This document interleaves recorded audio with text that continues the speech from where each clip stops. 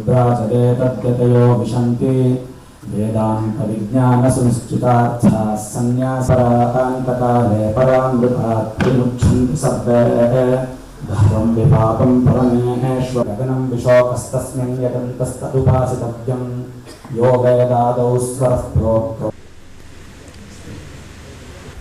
Good evening, everyone. In the presence of revered Swami Nityasthananda ji Maharaj, Adhyaksha Ramakrishna Math, Baswanagudi, and in the presence of other holy monks of the ashrama, it is our great fortune to be assembled here to listen to Swami Sarvapriyananda ji Maharaj, minister and spiritual leader of the Vedanta Society of New York. Today he will speak on a very relevant topic, Vedantic insights and practices into overcoming stress and attaining peace. This talk will be followed by an interactive question and answer session with Maharaj ji. Swami Vivekananda has said, it is easier to become a Jivan Mukta than to be an Acharya. And also that the Guru is the means of realization. There is no knowledge without a teacher. So we are all truly lucky to have the rare blessing of receiving timeless wisdom distilled into modern idiom by Acharyas such as revered Swami Nityasthananda ji Maharaj and Swami Sarvapriyananda ji Maharaj today. We are also fortunate to have amongst us Captain Sridhar Warrior, Registrar, Indian Institute of Science, and Mr. Jayaprakash MC, Deputy Registrar, Finance, Indian Institute of Science. Before we begin today's program, I'd like to call Chandan, Sangeet, and Sanchit to come on stage and commence this evening's program with the chanting of Shanti Mantras. Om Shri Gurubhyo Namaha Harihi Om Gananantva Ganapatigum Havamahe Kavim Kavinamupamashravastamam Jyeshtarajam Brahmanam Brahmanaspata Anashrinvannotibhis Siddhasadanam Mahaganapataye Namaha Prano Devi Saraswati Vajebhirvajinivati Dhinama Vitravata Ano Divo Brihatah Parvatada Saraswati Yajata Gantu Yajnam Vagdevyai Namaha. Om Sahana Vavatu Sahanau Bhunaktu Sahaviryam Karavavahai Tejasvinavadhitamastu ma vidvishavahai. Om Shanti Shanti Shanti. Harihi Om. Shanno Mitra Shamvarunaha Shanno Bhavatvaryama Shanna Indro Brihaspatihi Shanno Vishnururukramaha. Namo Brahmane Namaste Vayo Tvameva Pratyaksham Brahmasi Tvameva Pratyaksham Brahma Vadishyami Ritam Vadishyami Satyam Vadishyami Tanmamavatu Tadvattaramavatu Avatu Mam Avatu Vattaram. Om Shanti Shanti Shanti. Harihi Om.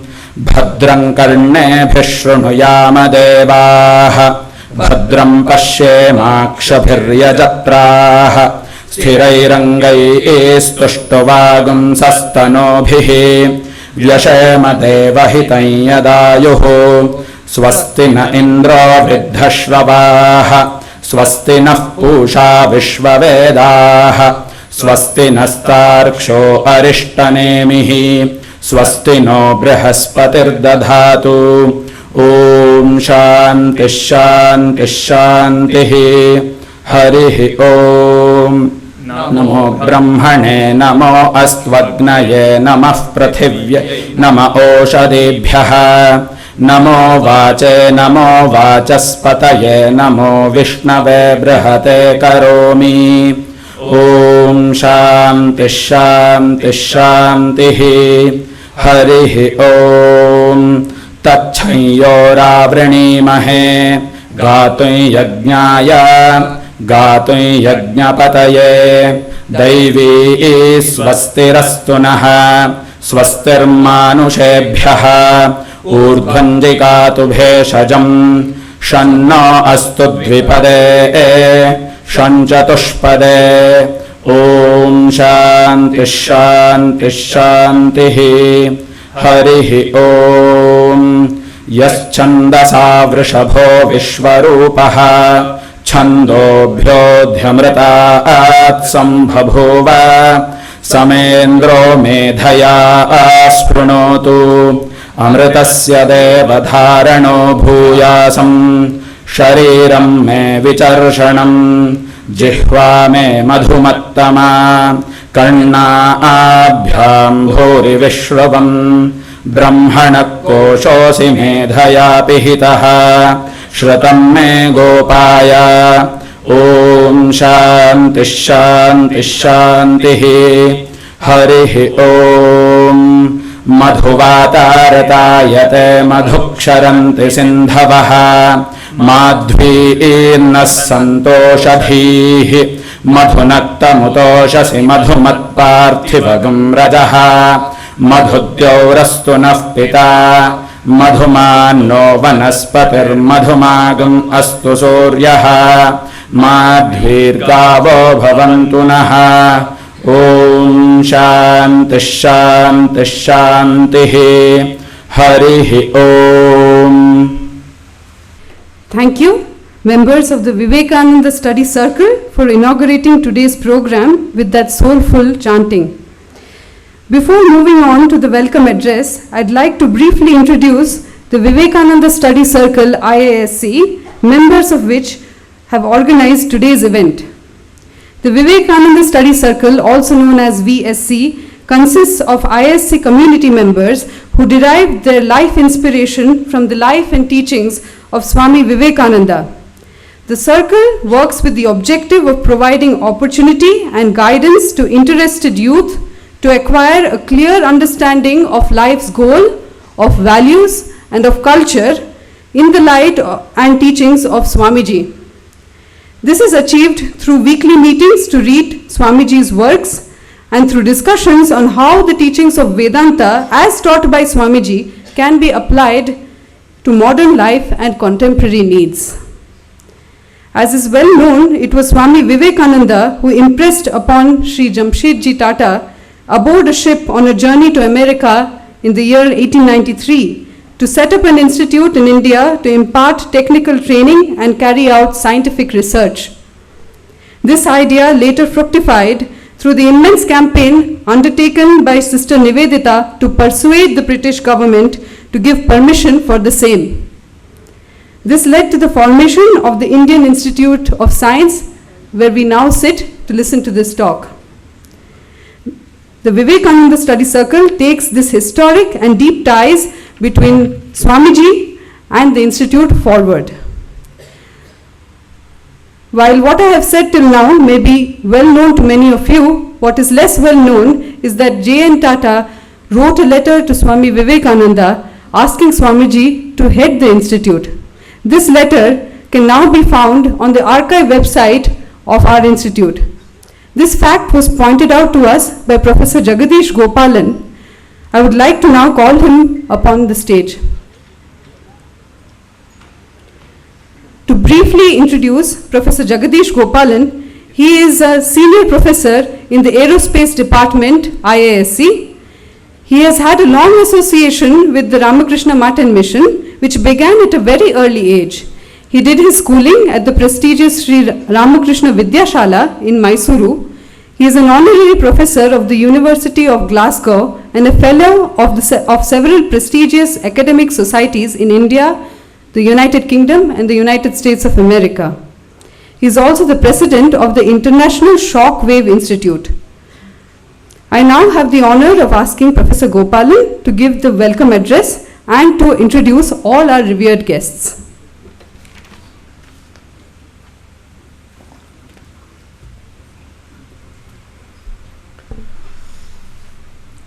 स्थापकाय च धर्मस्य सर्वधर्मस्वरूपिणे अवतार वरिष्ठाय श्री रामकृष्णाय ते नमः. A lovely good evening, all of you ladies and gentlemen. Looking at this august audience, I am only reminded of what Saint Tyagaraja said. Indulo Mahanubavudu mi andariki na vandanam. Welcome to Indian Institute of Science. I am, first of all, before I go on to the welcome address, my profuse apologies for the confusion you might have had with reference to the venue.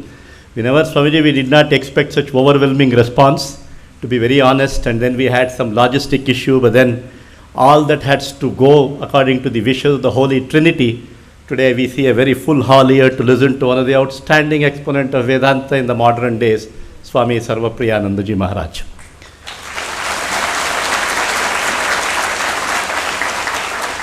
Many of you who are here would have gone through the complete works of Swami Vivekananda, but every time you read, you get a different feeling.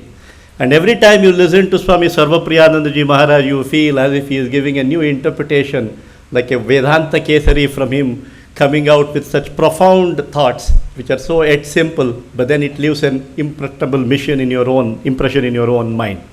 Swamiji, IISc community, fraternity is truly blessed here, and on behalf of IISc community, I am so glad that our registrar is here, and several faculty members of IISc are here.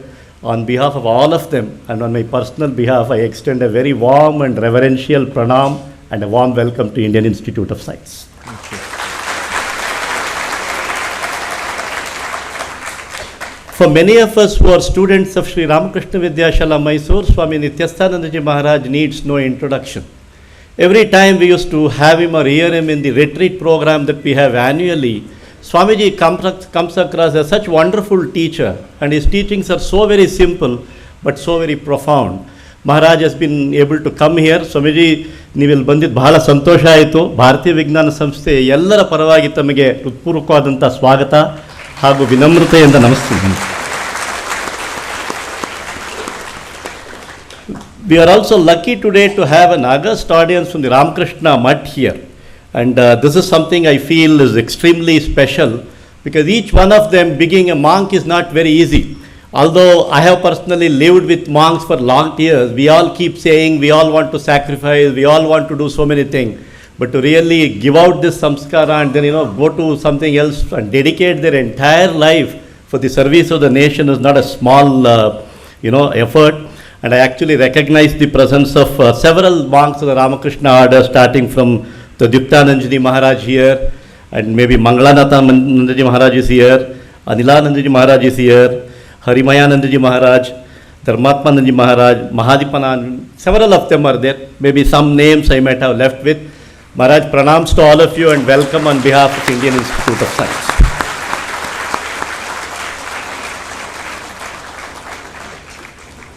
We have several dignitaries. Maharaj, in fact, in the last 1 week, probably I have not got so many phone calls in my own short career of 25 years in IISc from several of them. Some of them are as far as Bombay, Mumbai and Calcutta, and all of them are asking, sir, can we come and listen to Maharaj? And I am so blessed that people from all walks of life, all parts of India, in fact IISc represents a mini cosm of real India. We have students from across the country here, and what is very special about Indian Institute of Science is the students are our teachers. It's only because of student IISc is what it is today.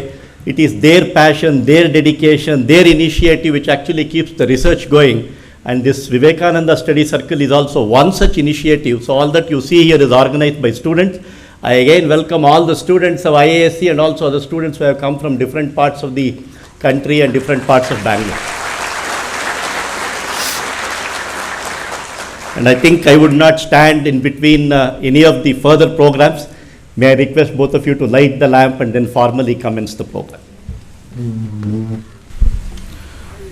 Om Asato ma sadgamaya tamaso ma jyotirgamaya mrityorma mritangamaya. Om Shanti Shanti Shanti Hari Om.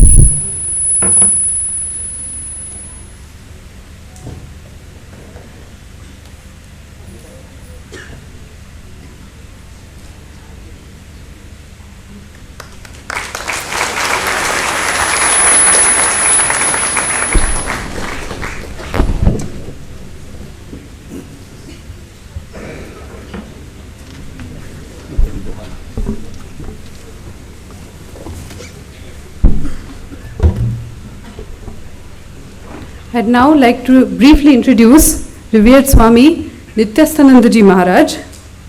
He is the Adhyaksha of the Ramakrishna Math of Baswanagudi, Bengaluru, and was previously the President Maharaj of the Mysuru branch of the Ramakrishna Math. Revered Swami Nityasthananda Ji Maharaj joined the order in the year 1972. He has served as Acharya in the training center at Belur Math and as the secretary of the Ramakrishna Mission in Davanagere. Revered Maharaj Ji is a learned scholar and has authored many books, articles and translations in Kannada and English. He was also the first editor of the Ramakrishna Order's Kannada magazine Viveka. Revered Maharaj Ji is particularly renowned for the brilliance of his teaching and his lectures and classes on Indian and Western philosophy and psychology. His thoughts and classes on Vedanta are highly sought after and highly treasured by those who have had the fortune of attending them. In fact, I have been told that revered Swami Nityasthananda Ji Maharaj has been an Acharya to Swami Sarvapriyananda Ji Maharaj. I'd now like to request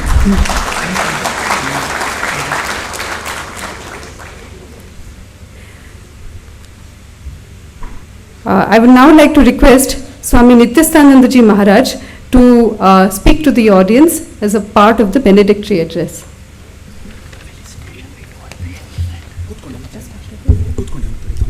स्थापकाय च धर्मस्य सर्वधर्मस्वरूपिणे अवतारवरिष्ठाय रामकृष्णाय ते नमः।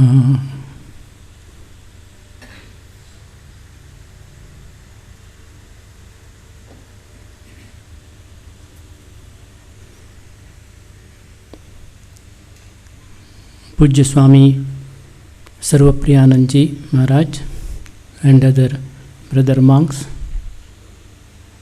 and all the distinguished gathering here, very impressive gathering here. I am so happy to see them, see you all gathering it so eagerly to listen to the Vedantic topic. It is a very interesting thing to know. And the small corrections I want to make now. Just now they were told I am the Acharya of Sarvapriyananda. It is very wrong to say. Now I can claim that he is my Acharya. Yes, he is my Acharya.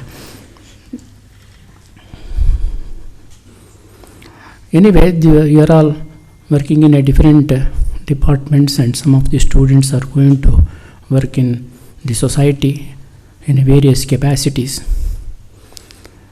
I want to highlight one point, that is, work can be done in three ways.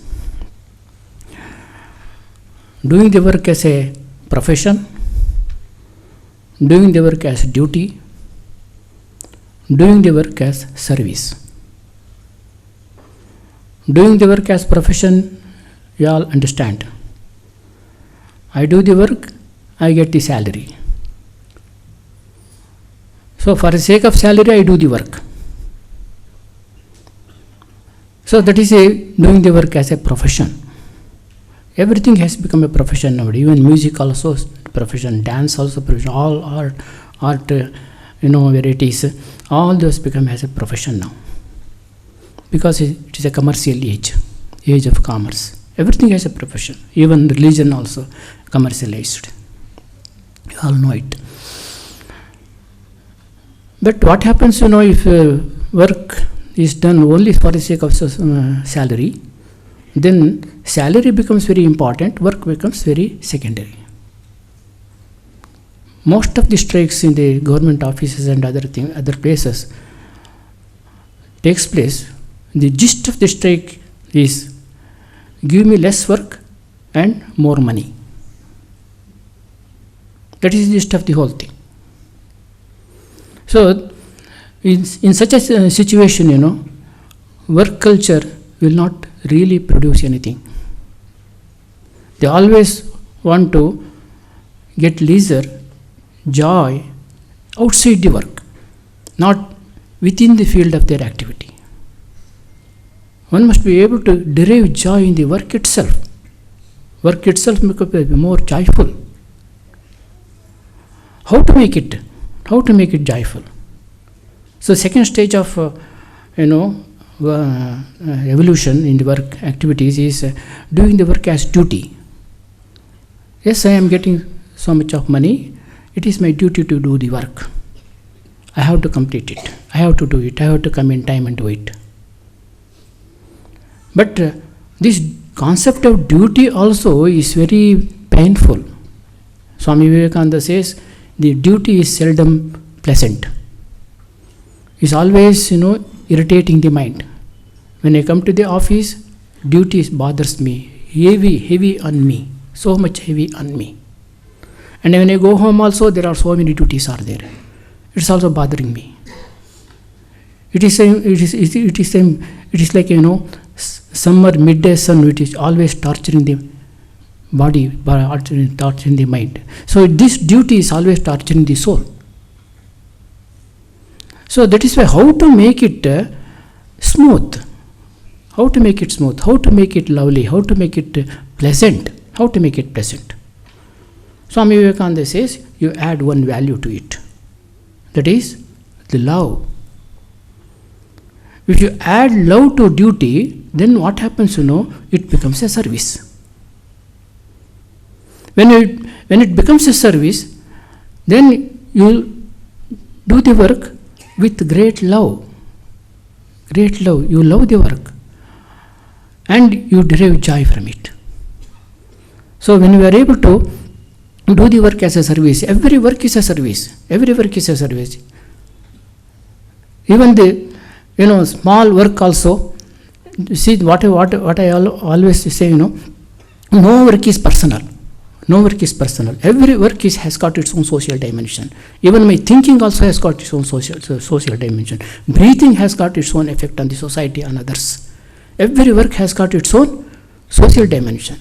So with this consciousness of social dimension, if I am able to do the work, then it becomes a service. It's a service to the society. Even when you are doing any work for your own personal gain, livelihood, etc., even then also, if you do it properly, perfectly, with the help of your own, putting all your energy, mental energy and expertise, then it becomes a service to the society. Even the software, for example, a person who is working in the software industry, he may think that I am working only for the sake of my own livelihood or for the sake of the company and all that. But in spite of all that, whatever that he is doing, producing something, some software package or something like that, it has got its own social value. So many hundreds and thousands of people will be benefited by that. See, Swami Ranganathanji used to tell one particular phrase, that is, imaginative sympathy. You must develop that imaginative sympathy. When we are working in an office, we have to see, my work is going to contribute so many hundreds of people, so many will be able to benefit by that. It's a great service to society. Even ordinary work also is a great service to society. With that imagination, it is going to help so many hundreds of people.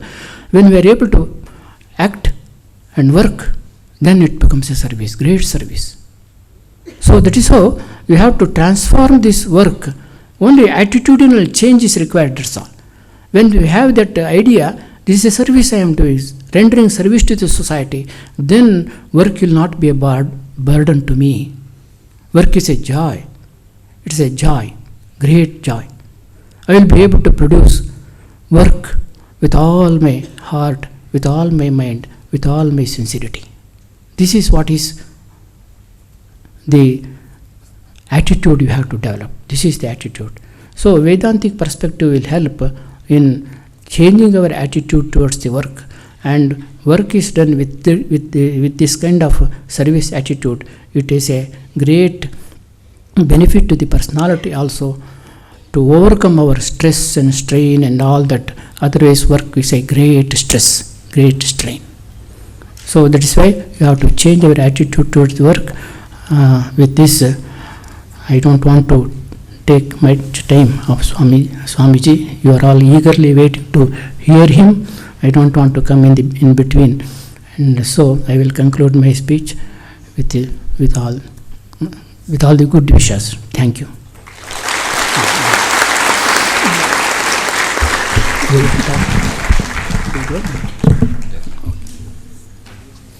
I'll speak from there. You want to make an announcement or something? Yeah, I need to introduce you. Yeah.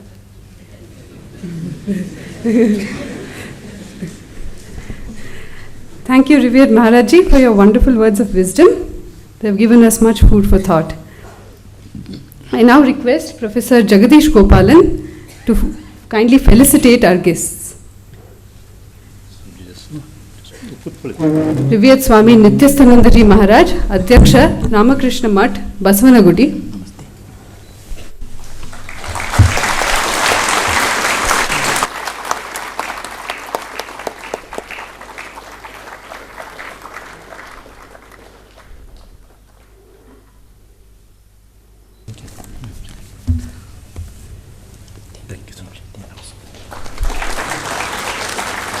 Revered Swami Sarvapriyananda Ji Maharaj, Minister in charge, Vedanta Society of New York.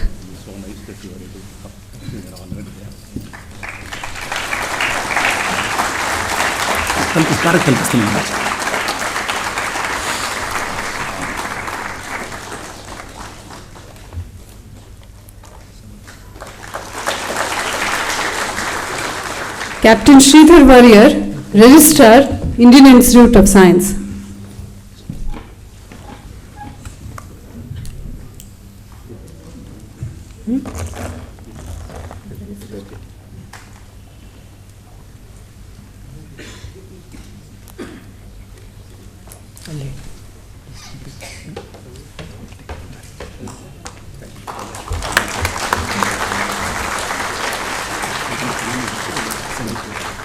Mr. Jayaprakash MC, Deputy Registrar Finance, Indian Institute of Science.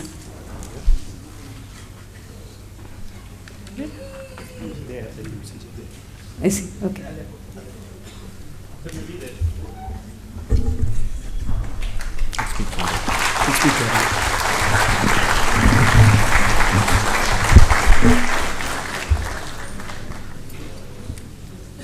Before we commence today's much awaited lecture, I'd like to introduce Swami Sarvapriyananda Ji Maharaj, although to most of us he needs no introduction. It bears reminding ourselves of the immense variety of spiritual, academic and ministerial activities that Swamiji has been involved in. Swamiji joined the Ramakrishna Math in 1994 after completing his education in business administration. He received Sannyasa, the final monastic vows, in the year 2004. He served in various capacities in several educational institutions for the Ramakrishna Order. For the past 5 years, he has been minister of the Vedanta Society of New York. During this period, Swamiji has given talks in various places such as the United Nations, for Google, TEDx, and also in the Harvard Divinity School. His lectures have been immensely popular, providing spiritual succor to thousands during the difficult days of the pandemic. And his videos expounding Advaita Vedanta have played a huge role in introducing the crest jewel of Indian philosophy to the masses. His lecture series on Aparoksha Anubhuti, Vedanta Sara, Vakya Vritti, and others are available on YouTube. What makes Maharajji's talks so special and appealing is that he stands for the perfect combination of intellectual clarity along with spiritual realization. He has a beautiful heart, an unparalleled grasp of the Shastras, powerful oratory skills, and speaks spontaneously, keeping the modern scientific zeitgeist in mind.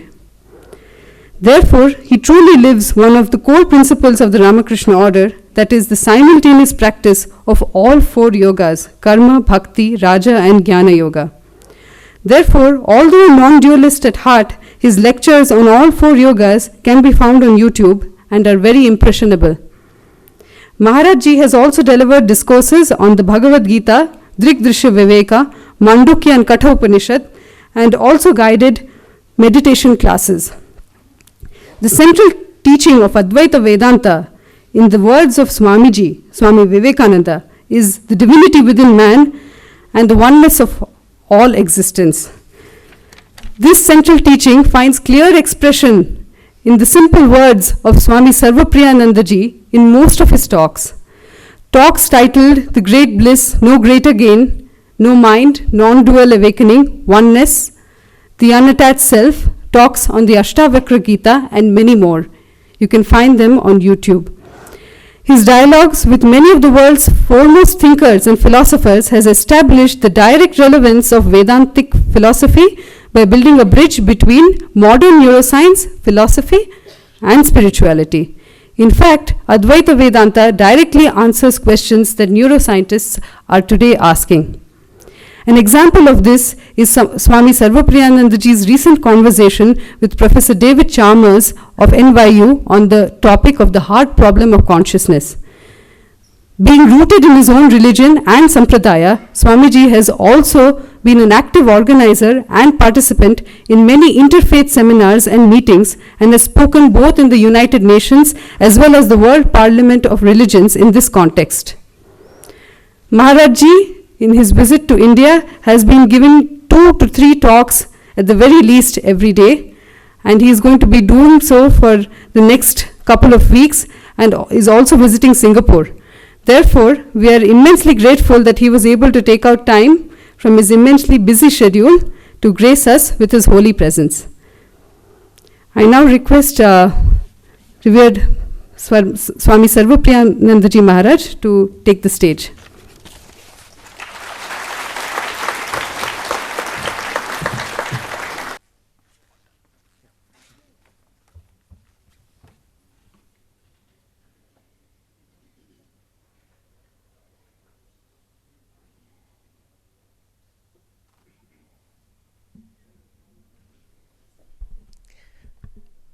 Well, the audience just keeps growing. I know that some of you have been my constant companions on this visit to Bangalore. I know you, I recognize your faces. So I saw you at Nimhans and then at IIM Bangalore and now here. And you know, those who have been in all these programs, you know that the audience just keeps growing and growing and growing. It's really impressive. Thank you all for being here. All right, let me start with the chant.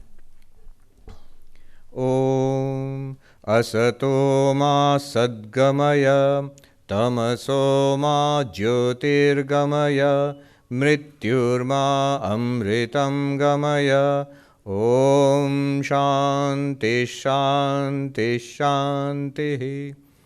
Om, lead us from the unreal to the real, lead us from darkness unto light, lead us from death to immortality. Om, peace, peace, peace. We just heard about the history of the Indian Institute of Science, where we are all here today, and its connection with Swami Vivekananda. It's well-known history, as we also heard the important contribution of Sister Nivedita. This is something that was not highlighted earlier, that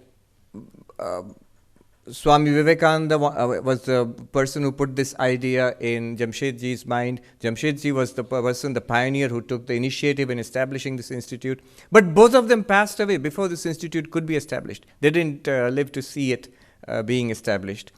And as was said earlier, the British government, they said no. They said, these are the words, natives don't need science research. Indians, not science research, not for you. And then Sister Nivedita, she fought long and hard and took it all the way to London, to the parliament there, to get permission for the establishment of the Tata Institute. In fact, even now, I think Autowalas and all, they call it the Tata Institute. The Tata Group, there's connections, so interesting connections. I was in Manhattan just a couple of weeks ago. The biggest event in New York is the New York Marathon. And it was being organized, a huge exercise. And the sponsor, organizer is none other than TCS. So, yes, a clap is... It's more than well-deserved. So our ashram is very close to the Central Park there, and I was going for my usual walk, and you see the enormous organization going on there. And I was talking to some Americans there, and I said that, all this, yes, All this is being done by an Indian organization, the Tata Consultancy Services, and I'm going to their home city, Bengaluru. I'm going to visit them. The people are impressed. They didn't know the history behind all of this. So, the subject today, Vedantic insights and practices for overcoming stress and attainment of peace. You know, straight away, if you say this to a traditional Vedantic scholar or teacher, they'll immediately object to this. The objection will be of something of this form. Vedanta is not meant for these things. Vedanta is not meant for overcoming stress, attaining peace maybe. Vedanta, is a moksha shastra, is meant for liberation, moksha, and enlightenment, salvation, not for stress busting. For that you stretch and relax and watch TV or something like that. But, it is we, Vedanta teachers, who are responsible for this kind of a little bit of a misunderstanding.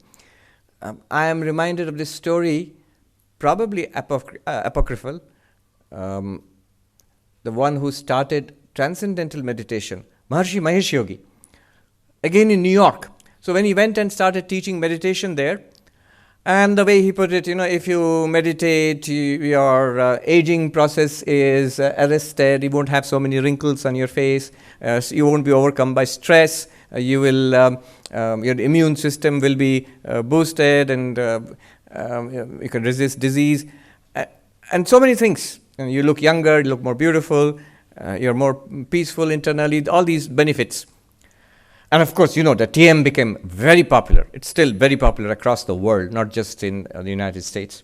Now, the story is like this, that when he came back from one of his early visits to the United States, he came back to India, his monastic brothers asked him, "What is this you're teaching? Meditation is not meant for removing wrinkles on the face." Then his answer was very perceptive. He says, "Look, I give them what they want in the hope that they will want what I want to give them."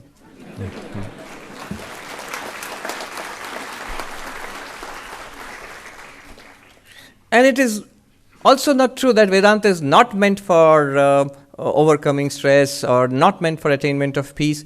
Because after all, if you look at the purpose of Vedanta, even traditionally, what do the texts say? What is the goal? What is the purpose of Vedanta? Atyantika dukkha nivritti paramananda praptischa. The cessation of sorrow and the attainment of bliss. Pretty much close to overcoming stress and attainment of peace, I think. So the purpose is not all that different. It's very valid to say that Vedantic insights can be used for overcoming suffering, stress, and attainment of peace. I'll speak in general a little bit, various insights from the different spiritual practices, different spiritual traditions, a little bit about overcoming stress, finding peace, and then specifically narrow down to the Advaitic path, sort of my favorite. I'm going to end up talking about that anyway. Yeah, somebody said in New York, same lecture every time. So, peace. The first basis of peace understood in Vedanta is what we call dharma, an ethical life, a moral life. As the Americans say, you clean up your act. I'm never going to get peace if I know a voice inside tells me that what I'm doing is wrong. There's a little voice of conscience tells me that what I'm doing is wrong. No chance of peace. My inner voice tells me that you're not a good person. No chance of peace. And that itself creates a lot of tension, a lot of stress. There is that funny story of a man who went to learn yoga, meditation, from a yoga teacher, meditation teacher. And, the Ashtanga yoga of Patanjali, Yama, Niyama, Asana, Pranayama, Pratyahara, Dharana, Dhyana, Samadhi. So dhyana is meditation, 7th of 8 limbs. So this teacher said, all right, first of all, one must tell the truth, have self-control, and all these things, basic moral values he started teaching. This man got bored. He said, I know all that. From childhood, people are telling me, tell the truth, be a good boy. You forget all that. teach me how to sit, how to breathe, how to meditate. Asan sikhaiye, pranayam sikhaiye, dhyan sikhaiye. Tell the truth, be a good person. I don't want to listen. So then, this joke works only in Hindi. This teacher, he said, "Aap Ashtanga Yog सीखेंगे या विकलांग योग सीखेंगे?" Are you going to learn 8-limbed yoga or the handicapped yoga? You know what it means? The first 2 limbs you're cutting out. The moral practices, disciplines you're cutting out. He says, asan, you sit. Black money par asan bichayenge, dhyan hoga. So there's a deep truth in this.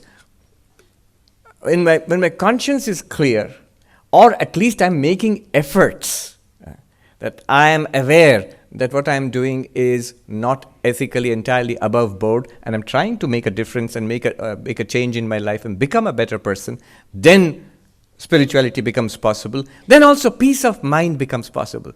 You sleep easier at night. A trouble-free conscience is the best medicine for nice sleep at night. Now, higher than that, deeper than that, moral action, but then deeper than that is selfless action. A person can be moral and yet be pretty worldly. See, person says, I don't do anything wrong, I do everything by the law, and I'm a good person, but my goals are, I want to be rich, and I want to be powerful, I want to get lots of Facebook likes and whatnot. So this is a pretty worldly goal. Instead of doing that, as Revered Maharaj was saying, that if my actions, I can transform it into selfless action. Whatever I'm doing, it's not for my sake. I am doing this as a service to those around me. The attitude, I always remember Revered Swami Ranganathanji Maharaj. He would describe spirituality in such simple words. What is spirituality? When I close my eyes, I find peace within. When I open my eyes, my attitude is, what can I do for you? Which is pretty much the opposite of what we do. You know, when we close our eyes, we find disturbance within. When we open our eyes, not what I can do for you, what I can get from you. That's why we don't find peace. So this action, instead of saying that I am working just for myself, I, me, mine, instead of that, every action can actually be done with the attitude of I am doing it so that others may be benefited. Maybe in the community, maybe in the family, maybe in the office, wherever you are, in the workplace. So people are benefited by our work. And it doesn't matter if you're getting a salary for that. Even as monks, we have to collect donations also. So, karma yoga, selfless work, can be done at every level. In the classroom, in the workplace, at home, in the community. That gives a deeper dimension to peace. Now, one might ask that how can I work without any selfish motivation? So why should I work? Normally we do good work only when we feel that I'm going to get something out of it, so let me do a good job. But if I feel I'm not going to get anything out of it, it's not for me, then why should I do a good job at all? I had this doubt when I became a brahmachari, when I joined the order. Revered Swami Ananyanji Maharaj, he was a senior monk. I met him in the Delhi Ramakrishna Mission many years ago, nearly 30 years ago. I was a new brahmachari then. One day, he had knee problems. So I was holding him by the hand and he was walking back to his room after the evening arati in the Delhi Ramakrishna Mission. And I asked him this question, Swamiji, how can we have work without any selfish motive, any gain, personal gain? Why should anybody do any work? So the basic idea of karma yoga, but that's the basic question. Why should I do any kind of work if I don't gain personally out of it? He didn't answer that point, but I still remember. We walked back slowly to his room. He was a big man. So he went into the room, turned around and looked at me, and he said that these two words, disinterested and uninterested. So he said, my boy, disinterested work, not uninterested work. In the dictionary, if you look, disinterested means I don't have any personal angle to it, no personal axe to grind. So, and uninterested means chalta hai, do it somehow or the other. So he said, karma yoga is not uninterested work. It is disinterested in the sense that I have no personal angle to it. So that if we do that, the first benefit of that, it is a stress-busting thing. It gives us deep peace. One thing I noticed, after I heard that, when I noticed the Swamijis in the ashram where I was stationed, in Ramakrishna Mission in Deoghar, which is now in Jharkhand. In those days it was part of Bihar. I noticed the Swamijis, they did so much work, day and night, such hard work, and yet they were not stressed out, at least not most of the time, sometimes a little bit. And they were pretty relaxed and happy and fulfilled. One reason, one powerful reason was, it was not there was no personal angle to it. They were there to serve Sri Ramakrishna, to do Vivekananda's work in that ashram, which is a school, a hostel, the kids are there. They do their work. Tomorrow, if they're taken away from there and put in another place, maybe a hospital, entirely different situation, they will continue to do that work. Because the attitude is the same. They're not particularly attached to a place, particular job, particular people. They have that selfless attitude of disinterested. And that gives a lot of peace and a lot of protection against stress. So now you see the two things. Dharmika karma, definitely the minimum is ethical action. But deeper than that, giving more peace than that, is ethical action which is also selfless, disinterested. Dharmika karma to karma yoga. Transform our action into yoga. And of course to that one can also add that if you do it as a worship of God, then it's not just disinterested. Disinterested action sounds still a little cold, a little boring and dry. But if you believe in God in some form, then you say, I am doing this work as a worship of my Krishna or Rama, in whichever form you worship God. Then it becomes an act of love, and there's joy in that action. Here I'm reminded of something that I had read in a lovely little book of Christian mysticism, The Imitation of Christ. This was one of Swami Vivekananda's favorite books. There is this 4 ways of stress busting and attainment of peace. And they don't use those words, the old book. There, the author is imagining that the student is asking, the disciple is asking Jesus in a sort of imagination, how do I get peace? And then he imagines that Jesus is answering, if you want peace, do these 4 things. And if you hear what those 4 things are, you will realize why we are in so much stress and why we don't get peace. Because we are doing exactly the opposite of those 4 things. So it's worth listening to. What are those 4 things? 1, if you want peace, then always seek to have less rather than more. We try to do just the opposite. We're always seeking to have more and more and more.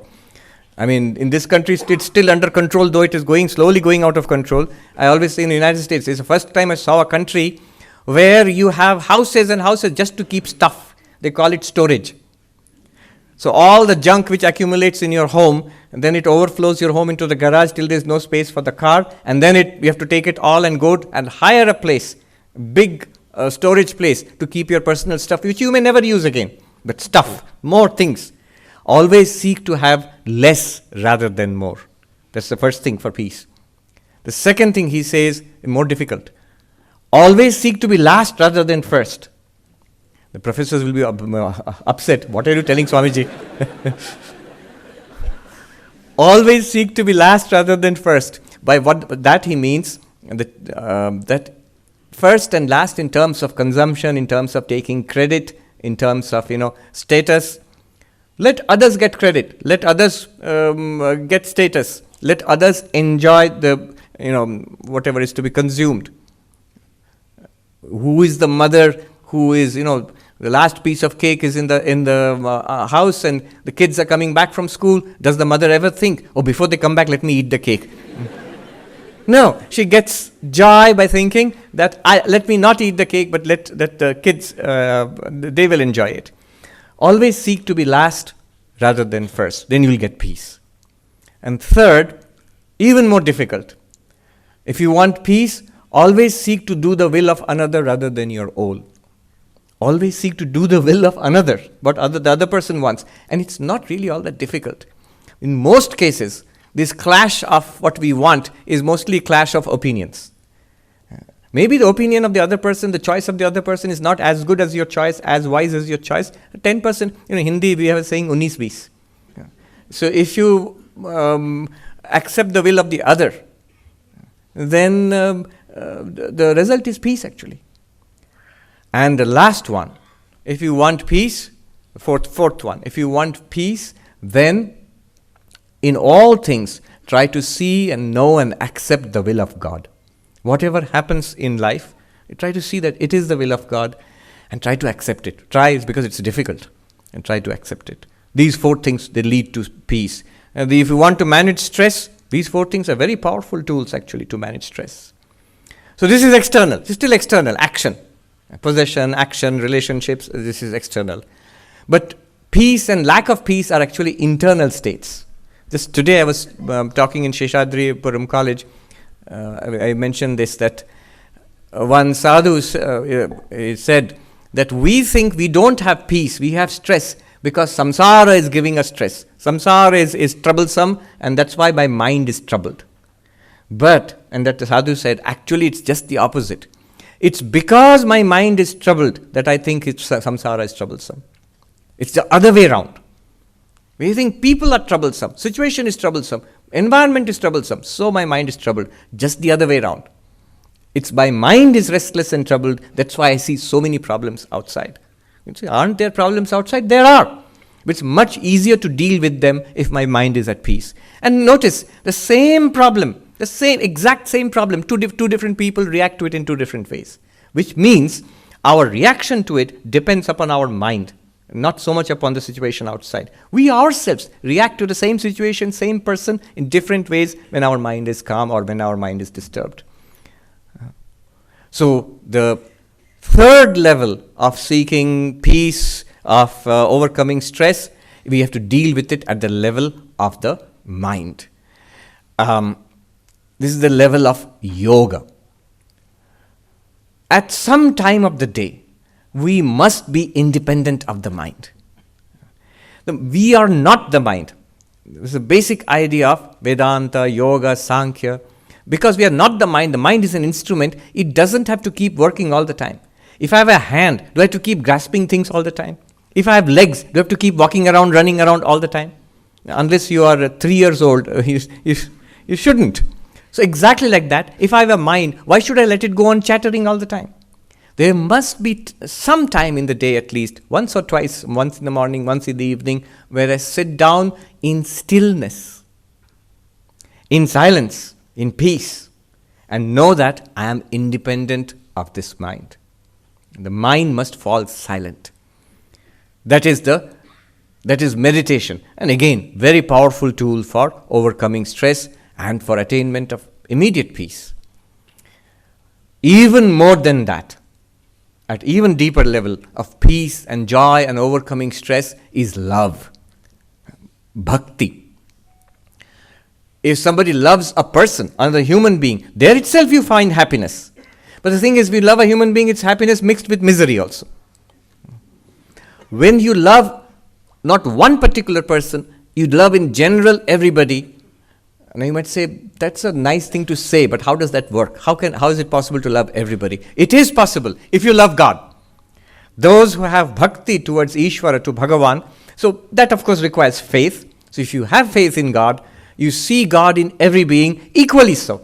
Doesn't matter who that person is, a friend, a relative, a stranger, or even a person you perceive to be inimical to yourself. But if you see God in all of them, from your perspective, a feeling of love, devotion goes out towards them.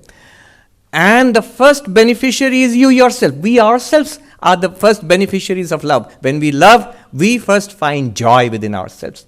We find light within ourselves. We find lightness within ourselves.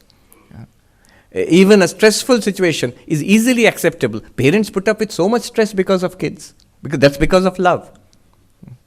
So we can overcome stress, attain peace, joy through love, through bhakti. Love of God and love of all beings through the love of God. There are many, many such examples. And finally, through the practice of jnana, the path of Advaita Vedanta. When I realize what my true nature is, See, there is a peace gained out of a dharmika life. There is the peace gained out of nishkama karma, karma yoga. There is the peace gained out of yoga, shutting down the mind. There is the peace gained out of filling the mind with love and devotion to God. All powerful ways and all necessary. Now we come to the crux of the matter. How does Advaita Vedanta help us in getting peace? How does it help us in overcoming stress? From an Advaitic perspective, if we realize who or what we truly are, we will realize we are forever beyond the possibility of stress also. Stress can affect the body, it can affect the mind, but it will not affect who or what we truly are. And when we realize that, the interesting thing is, the realization comes in the mind in which we realize, I am the Atman, I am pure consciousness. In that mind, stress goes down. So, peace, attainment of peace, overcoming stress is possible through self-realization. How so? I will talk about it for a short while and then we'll open it up for questions. I was saying today and yesterday also, this is the land of Vedanta. Like Triveni, Advaita, Vishishtadvaita, Dvaita, they have their confluence in the land of Karnataka. The Sringeri Pita is here, Adi Shankaracharya was here, Sri Ramanujacharya was here, Madhvacharya, of course, Udupi is here. So the great traditions of Dvaita, Vishishtadvaita, Advaita, they flow in this land. So I was thinking of taking a little bit of material from one of my favorite Advaita masters who was here, Vidyaranya Swami, 600 years ago. So in his Panchadashi, he uses the story of the 10th man. I have used it sometimes, some of you must have heard this. He uses it to great effect. He analyzes the whole of spiritual path, the path of Advaita, using that story of the 10th man. Briefly, here is the story of the 10th man, how he uses it for Advaita and how we can use it experientially for overcoming stress, attainment of peace. Here goes. First, the story. It is well known to all of us. 10 people set out on a journey, and 10 friends. On the way, they came across a river, and they crossed the river, and then they thought, have we all crossed or did somebody die? And just by the way, whenever I hear the story, I remember statistics. When I studied statistics as a kid, I mean, back in college. Now I gather it's known as data science, the same subject. I say now. Yeah, I also hear it's really big now. It's really big. But the first class in statistics, they have all these quotes. There are lies, damn lies, and statistics. So, and there was a funny little story about the follies of statistics. So a gentleman with his family, he was going across a river, and he before crossing the river, he said, wait, there are little children in the family. Let me measure. And so he measured the river, and he found overall the average depth was, so 4 feet or something like that. So average depth is fine, and average height of our family is above 4 feet, so we will cross. He crossed. It's a bit of an awful story because the youngest child was not found afterwards. And then he crossed, and there was despair. What happened to the kid? Where's the kid? And they realized the kid must have drowned. But that man was puzzled. He again worked it out, average height, average depth. And then he composed this couplet, which I still remember after more than 30 years. Arba jyun ka tyun, kunba duba kyun? Arba is the Arabic, so for calculations. The calculations are still the same. Arba jyun ka tyun. Kunba means relative. So why did my child drown?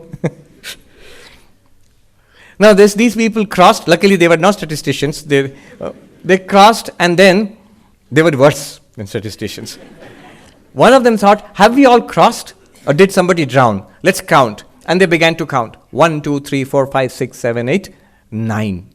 Wait a minute. 1, 2, 3, 4, 5, 6, 7, 8, 9. Oh my God, the 10th person is not there. 10th person has drowned. The other said, no, let me count. And they started counting. 1, 2, 3, 4, 5, 6, 7, 8, 9. Oh my God, the 10th person has drowned. And they sat down, started wailing. And then a passerby comes And he asks, "What's wrong, my friends? Why are you crying?" "Well, we were 10 and we crossed the river and now we are 9. Our friend, the 10th person, unfortunate person, was washed away. He's drowned, he's dead. We are weeping for him."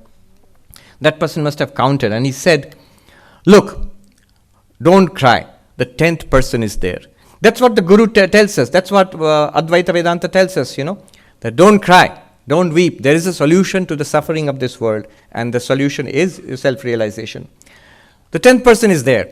They said, "Where is the 10th person? We know the 10th person is not there." "How do you know?" "We counted. There are only 9 of us."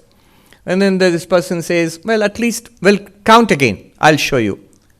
And then they stand up and one of them starts counting 1, 2, 3, 4, 5, 6, 7, 8, 9. "I told you."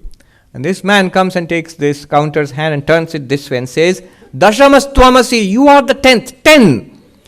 This man says, "Oh, 1, 2, 3, 4, 5, 6, 7, 8, 9, 10. Oh, the 10th person has been found." Yeah, that deserves a clap. And then the others say, let me try. And they all try and they all find the 10th person and they're so happy. So that's the story. Now, Vidyaranya Swami, what he does is, look at this story. This shows the entire spiritual journey, at least according to Advaita Vedanta. And he divides it into 7 stages. Stage 1, Ajnana, ignorance. They don't know the 10th person. It starts there. They don't know. They can't find the 10th person. Ajnana. Then quickly it is followed by Brahma or Adhyasa, technically. There is an error. Ignorance is usually followed by error. If we don't know, we end up making a mistake. What is the error? I can't find the 10th person, that's ignorance. And that means the 10th person might have drowned, has been kidnapped or whatnot. Yeah. Missing.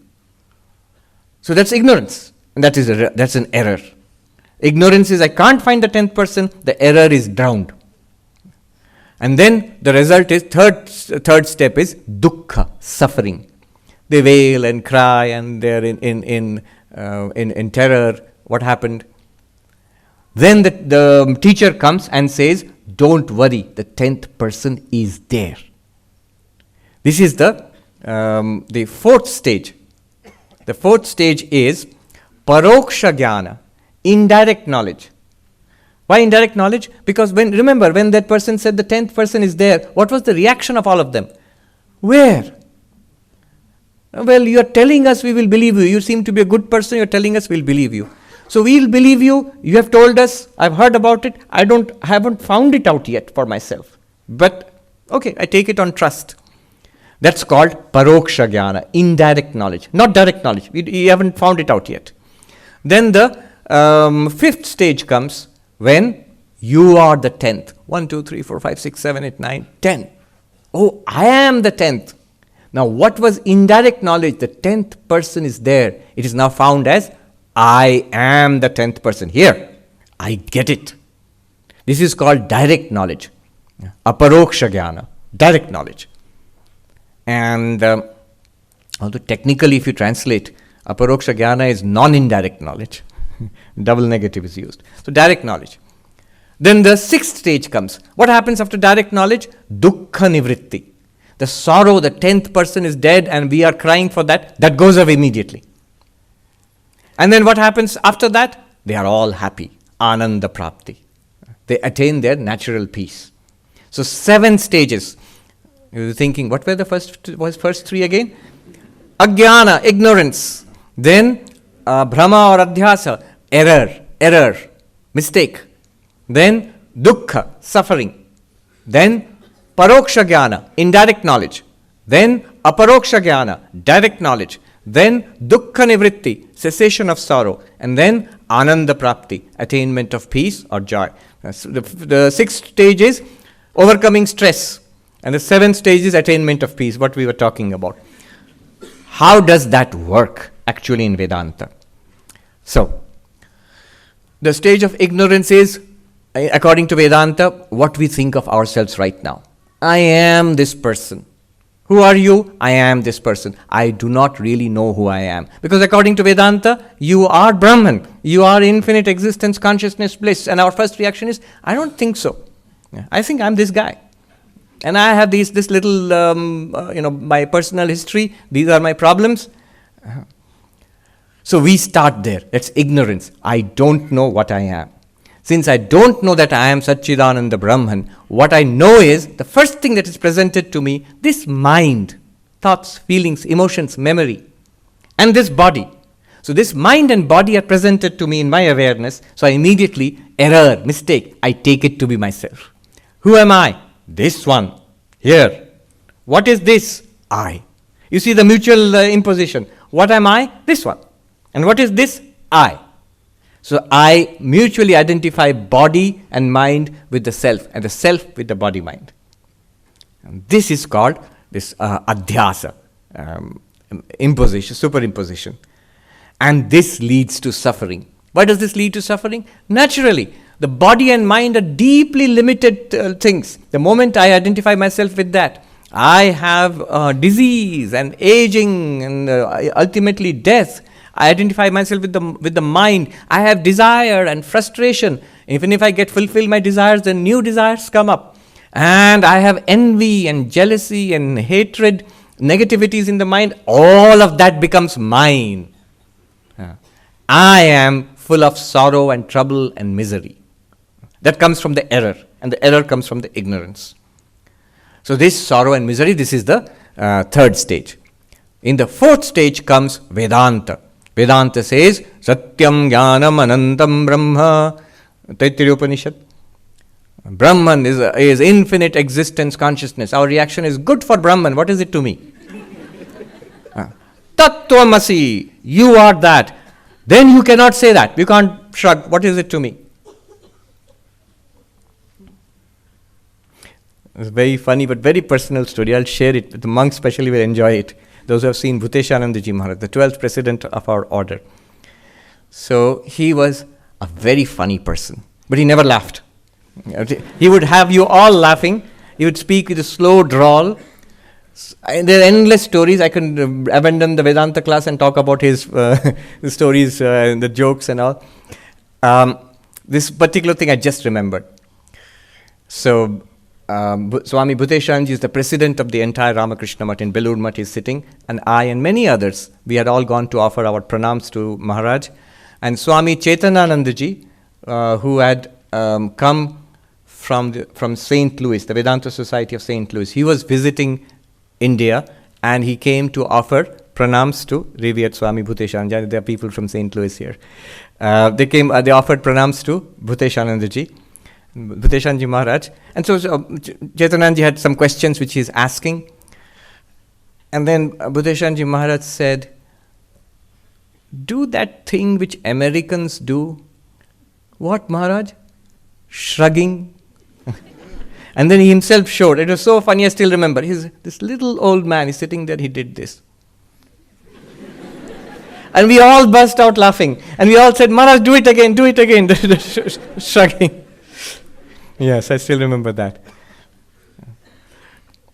So you can't shrug when you say Tattvamasi. Brahman is infinite existence, consciousness, bliss. But when you say you are that Brahman, we have to say, oh really? How is that possible? I think I'm this person. How am I infinite existence, infinite consciousness? I think I'm this body which is limited. It was born, it's going to die at one time, unfortunately, and it's a very limited size. Mind has very limited knowledge and capacity. And yes, consciousness, I understand. I have some consciousness. I'm a body with consciousness.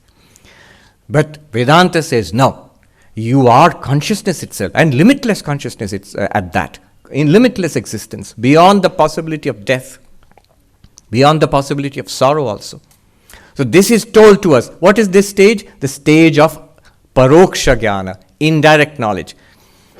We are like, the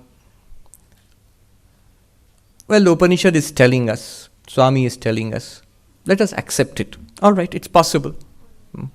Paroksha jnana, I accept it. I sort of understand it also, but it's not directly available to me right now. Can you show it to me directly?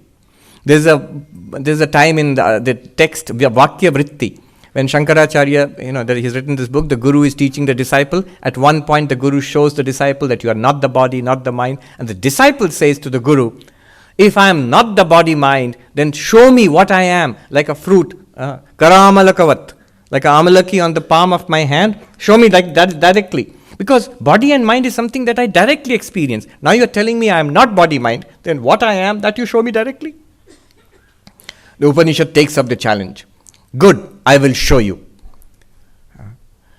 And that showing how the Upanishad will show us, there Vidyaranya Swami, he connects it with the 10th man story. Just follow this technique right now, listen to it, and you can actually keep checking personally in your experience right now. Who knows, by the time we leave this auditorium, we'll be enlightened. Or we might have melted from the heat or whatever it is. So the Upanishad says that, oh, so you don't think you are Satchidananda, Atman, Brahman? No. Then what do you think you are? But here, very clear, this one. So this body. All right, let's start with the body. I am this body. The Upanishad says this is called the Annamaya, the physical body, which is made or transformed out of food. It's a transformation of food. What we eat and drink is transformed into this body. So I am this body. This is a fact. All our bodies are basically transformations of food, what we eat and drink. Just recently I found out, I had told this story a number of times, but I didn't know who it was about. There was this Hollywood actress in the 1960s who used to visit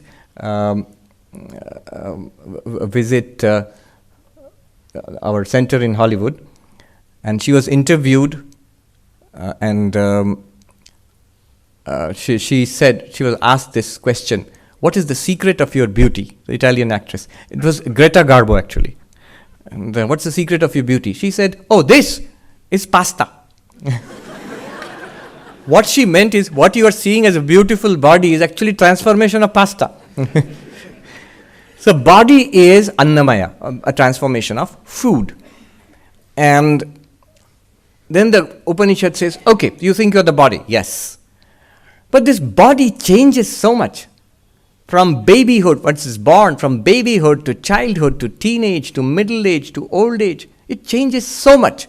If you're a body, which one are you? We say, all of it. Yeah? All of it. Yeah.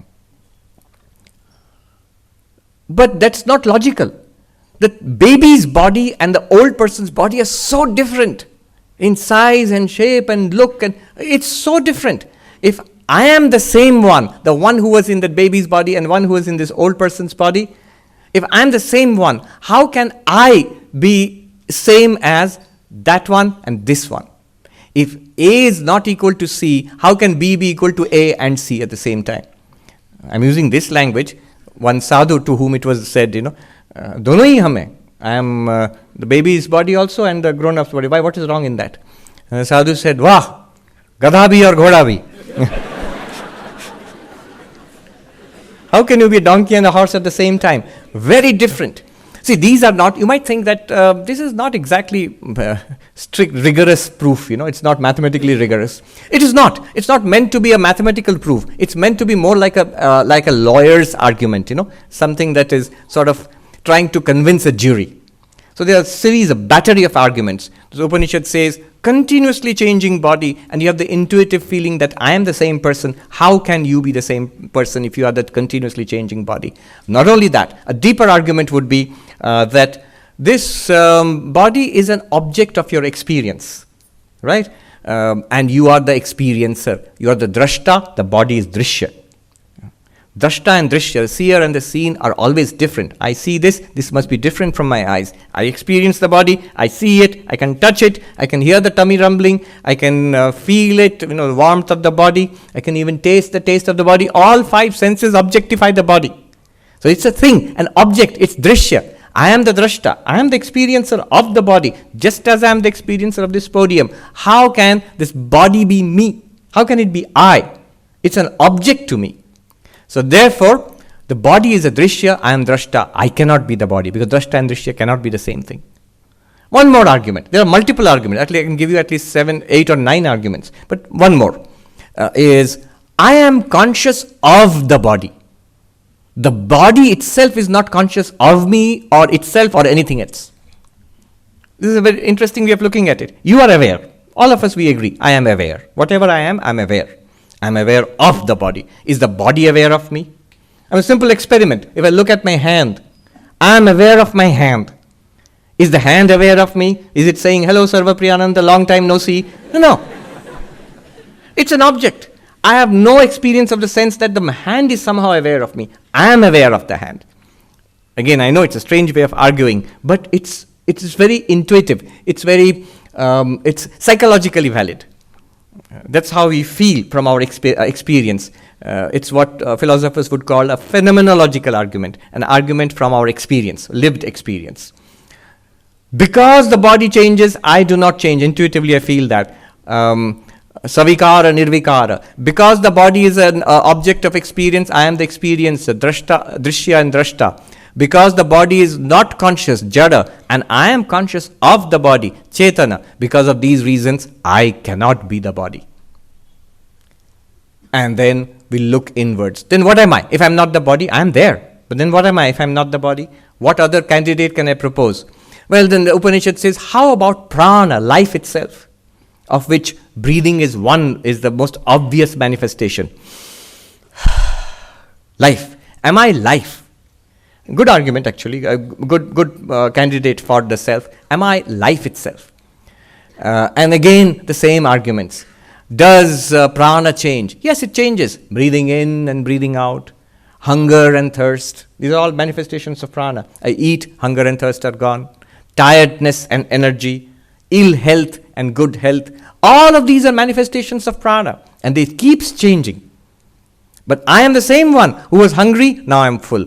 I am the same one who was sleepy, now I am alert. Same one who was ill, now I am healthy. I am the same one. Prana has changed substantially. Then how can I be the prana? Savikara, nirvikara. Is it a drishya, observable? Yes, it is. All your mindfulness meditation depends on that. It's a multi-billion-dollar industry in USA now. Mindfulness. Observe your breathing. Breathing in, I am peaceful. Breathing out, I am smiling. And this is one exercise. Thich Nhat Hanh, miracle of mindfulness. He passed away recently. Enormous impact he had on the United States. But from a Vedantic perspective, we observe one thing, that breathing is observable. So, that means breathing is drishya, an object of observation. I am the drashta, the seer of the breath. How can the drashta and drishya be the same? How can I be the breath? And by extension, how can I be prana? And then, consciousness, not conscious. I am conscious of breathing. Breathing is not conscious by itself. Remember, these are two subtle but close arguments, but they are not the same arguments. Drashta and drishya is one argument. Chaitana and jada is another argument. They seem similar. Because of these reasons, I am not the prana. Good, the Upanishad says, then what are you? How about the mind? Do you think you are the mind? Anyantaratma manomayaha. We say, yeah, that's what I wanted to say. I never wanted to say that I am the body or prana or any such silly thing. I am a mind, a thinking entity, a person with memories and ideas and a personal story, a personal biography. I am a person. Yeah, that's right. I am a mind. Does it change? Oh, it changes. From the morning till now, how many times bored, how many times excited, how many times relaxed, how many times annoyed, irritated, how many times happy, how many times sad or depressed. In one day, till now, how much it changes. The mind is the name of a stream of psychic changes. So mind changes, but I cannot deny, whoever I am, whatever I am, I was the one who was bored. Now I am the one who is excited, hopefully.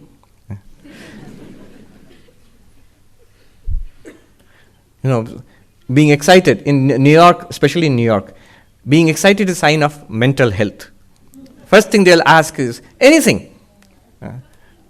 If you're given a new t-shirt, are you excited? And you have to say, yes, I'm so excited. But from a Vedantic perspective, no. One of our Swamis is very humorous. He's an American Swami Atmarupanandaji. So he says, look at the food commercials, cereals. Everybody so happy, delighted, dancing. He says, no food on the world can give you so much happiness. If food is making you so deliriously happy, it's called mental illness. So mind, it changes so much. I am the same person, bored or excited. The same person who was, who was thinking one thing, now I'm thinking the other thing, or thinking nothing. So mind changes, I am the same one. The mind is also observed. If we introspect, our thoughts, feelings, emotions, we feel it. Just look into your mind, you will feel it. I'm thinking this, I'm feeling that, I'm remembering the other thing, or I cannot remember, that also. We observe the mind, the memory, the sensations, all of them are observed. Drishya, I'm the drashta of the mind, whatever I am. And even more interesting, and here it gets really strange and quite, this is something new we begin to see. The mind is not conscious in itself. We are conscious of the mind. You might say, whatever do you mean, Swami? Try this small experiment. Think a thought. Swami, no thought is coming. The mind is very mischievous. If you want to control the mind, full of thoughts. You want the mind, please think a thought. Swami is telling, no thought. All right, no thought, blankness. Whether it is a thought, a simple thought, let me suggest a simple thought, ABCD. We immediately thought ABCD. ABCD. Now, are you aware of ABCD or is ABCD aware of you? You say, of course, I am aware of ABCD. ABCD is just like mental talk. It's not aware of me, it's not aware of anything else, not aware of itself also. Thoughts are like that. All thoughts, images, a mental talk to ourselves. Yeah. We are aware of them. They are not aware of us. They are not aware of each other also. They are not aware of themselves also. We are aware. Whatever I am aware of the thoughts. The thoughts are not conscious. Chetana jada. I am Chetana, thoughts are jada. This is a tremendous insight. This difference between consciousness and mind at this point, this is something basic in Vedanta. This is a thought that, this is an idea that is very much needed in modern consciousness studies, in a modern philosophy of mind. We have been discussing this in philosophy departments with neuroscientists and all. When you will say consciousness studies, they mean mind and consciousness. But mind and consciousness are not the same, but without direct experience. Thoughts are objects which we experience. Consciousness is that which experiences. They're two different things. So the mind, I am not the mind either. Why? Savikaratvat, aham nirvikara. Mind is changing. I do not change. The mind is drishya. I am the drashta. The mind is jada. I am Chetana. Oh, then I am not the mind. No. Then what am I? Maybe I am the intellect with dividing the mind into another function, buddhi. The same argument applies that when you look at the intellect, the capacity of the mind by which we are trying to understand these things, whatever we try to understand. But that also, does it change? Yes, it changes from not understanding to understanding. I work hard at a mathematical problem, I don't get it, and suddenly I get it. The buddhi changed from not understanding, not getting it, to understanding or getting it. Buddhi changes. I am the same one who did not understand, now I am the same one who understood. So this not understanding and understanding, that refers to a changing buddhi. I am the same. Similarly, the buddhi is drishya. I am aware of the buddhi. And I am drashta. Buddhi is jada. I am Chetana. Therefore, I cannot be the buddhi. The vijnanamaya kosha. Then what am I? Remember what we have already crossed. Physical body, annamaya. The pranic body, pranamaya. The mental body, manomaya. The buddhi, vijnanamaya. None of them I am. Why not? Because of these reasons. And remember, it's not an intellectual argument. You can actually see it for yourself. Changing, not changing. True or not in your own experience. Drashta and drishya. True or not in your own experience. Chetana and jada in our own experience. True or not. We can check.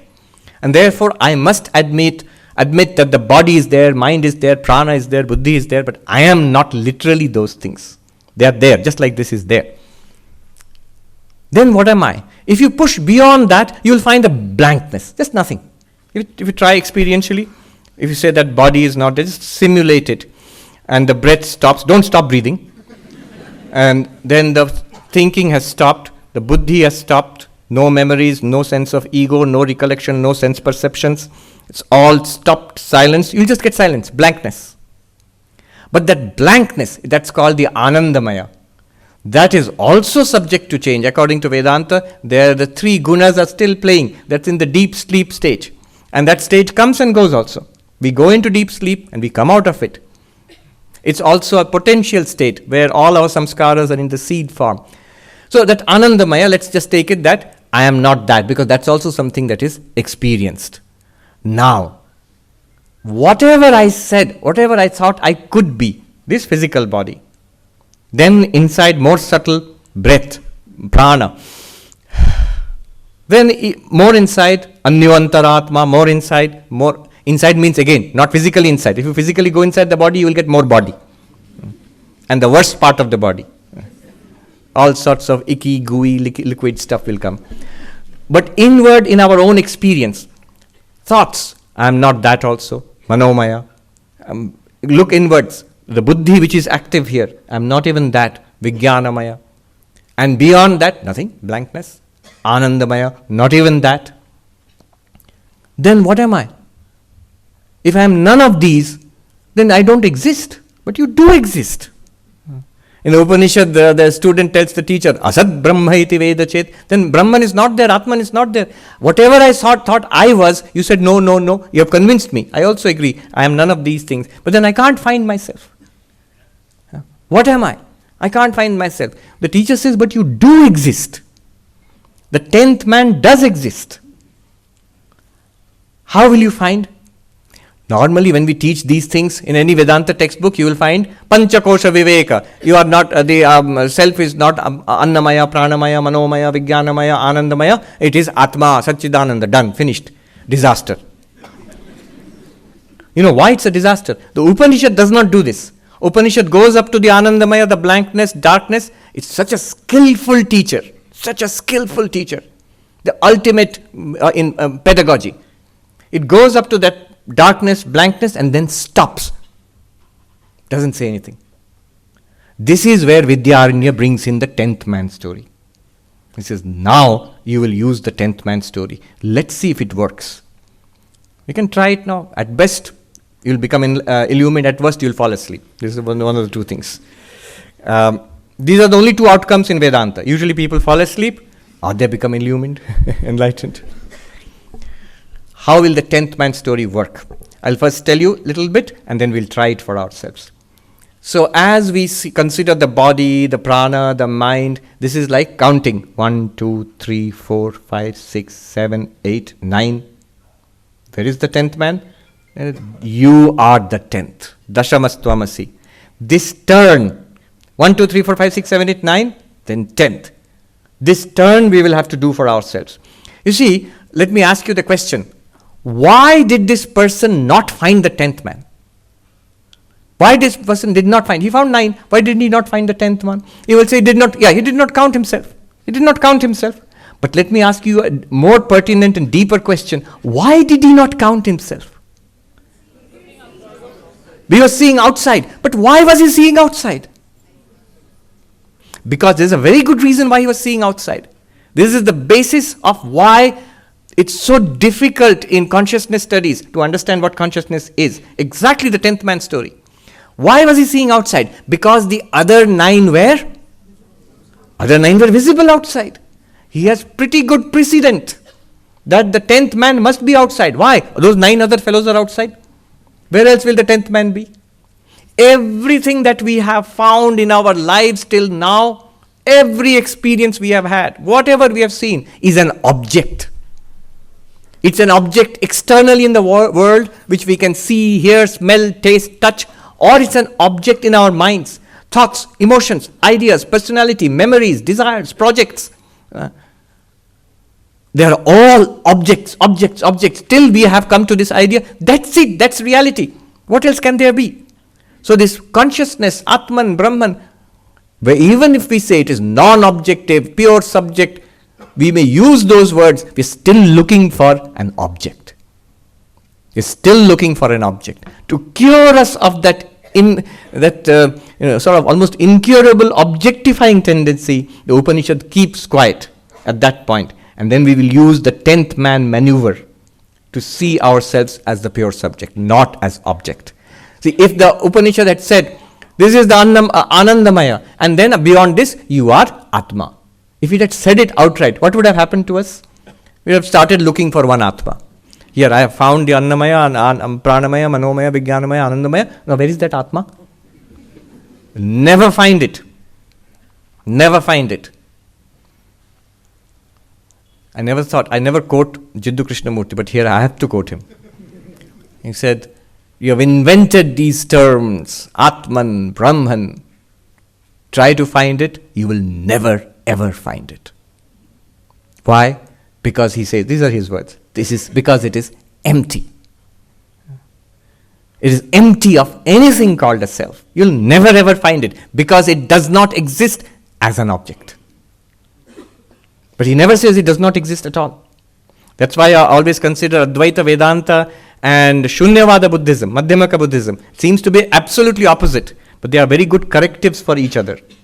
Because if you follow Advaita Vedanta closely, it seems to talk about something called Atman, Brahman, consciousness, Satchidananda. It's not a thing.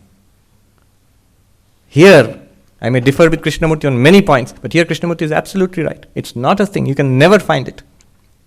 And if you follow Tibetan Buddhism, Madhyamaka Buddhism closely, you will end up thinking they're talking about nothing. But that's not true. That's not fair. They clearly say, we are not talking about asat, non-existence. So when you put them together, you realize it's not a thing. The ultimate reality is not a thing. It's not nothing also. It is no thing. No hyphen thing. So that turn. Let us try it and then we'll take questions. All right. If you feel like, if you're comfortable, just sit upright, relaxed. What we will do now, we'll put our attention to the physical body. We'll slowly turn our attention inwards to the breath, breathing in, breathing out. Attention. You have to put attention there and note, this is pranamaya. Then turn your attention further inwards to thoughts, whatever is coming. If thoughts are not coming, you can use ABCD or blank. And you say, this is manomaya. It's an object, it's not me. Then turn your attention even further, subtly, to the intellect, which the analytical faculty which I am using right now. And again use those arguments and say, this is not me. Then blank, absolutely nothing. Stop. Not me. Then you have to do this, turning that I cannot teach you. Tattvamasi is that you are the 10th, Dashamastvamasi. That pointing towards yourself, that witness of these 5 sheets, the luminosity which illumines these 5. What is experiencing these 5? What is the one looking at those 9? That is the 10th. To whom are these 5 Panchakosha appearing? Who is the one counting and examining these Panchakosha or illumining them? That one. We will see now. All right. So this is the procedure. Breathe in and out, relaxed.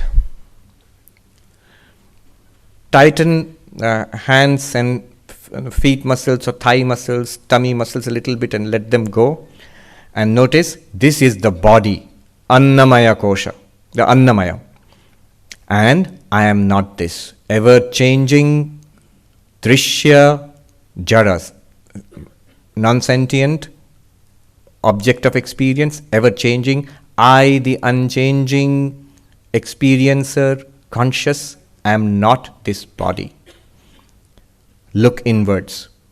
Shift your attention to the breath. Breathe in, breathe out. Just now, what happened? Notice that. It's a changing thing. It's a drishya. I experienced it. It is not aware. I am aware of it. I, the awareness, the drashta, the unchanging, cannot be this changing drishya, jada, breath, prana. Then turn your attention inwards to thoughts. Right now, you are having sensations, thoughts, memories. At the very least, you are listening to my words and understanding them. Those are thoughts.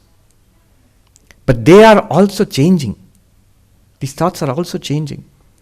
These thoughts are also drishya. experienced. I am the experiencer of these thoughts, clearly. These thoughts are not aware. I am aware of them. These thoughts are savikara, drishya, jada. I am nirvikara, drashta, and chetana. I cannot be these thoughts. And turn inwards further. The intellect itself, it's part of the mind itself, but that which is trying to understand, which is the faculty of comprehension, that also changes. That is also seen, drishya, that is also jada. I am the witness of the buddhi. Vijnanamaya also I am not.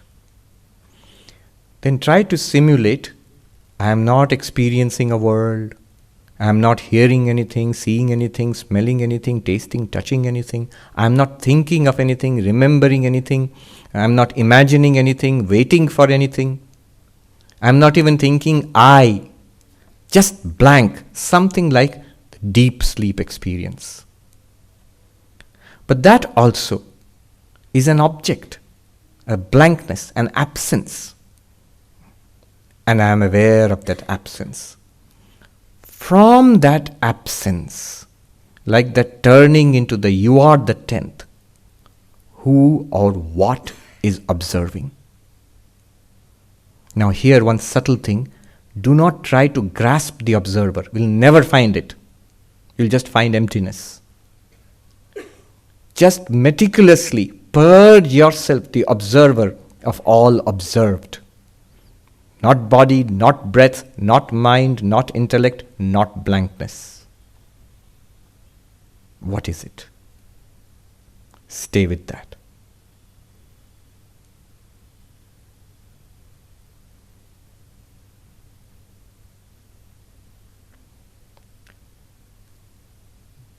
This silent luminosity to which everything appears. Notice, it does not change, everything else changes. Notice, it does not worry, it has nothing to worry about. It does not feel fear, it does not feel anything. It illumines the feelings in the mind. It is just shining, light shining. Being changeless, it cannot die. Being beyond thought, it neither feels fear nor anxiety. It has no sense of being incomplete, no desires.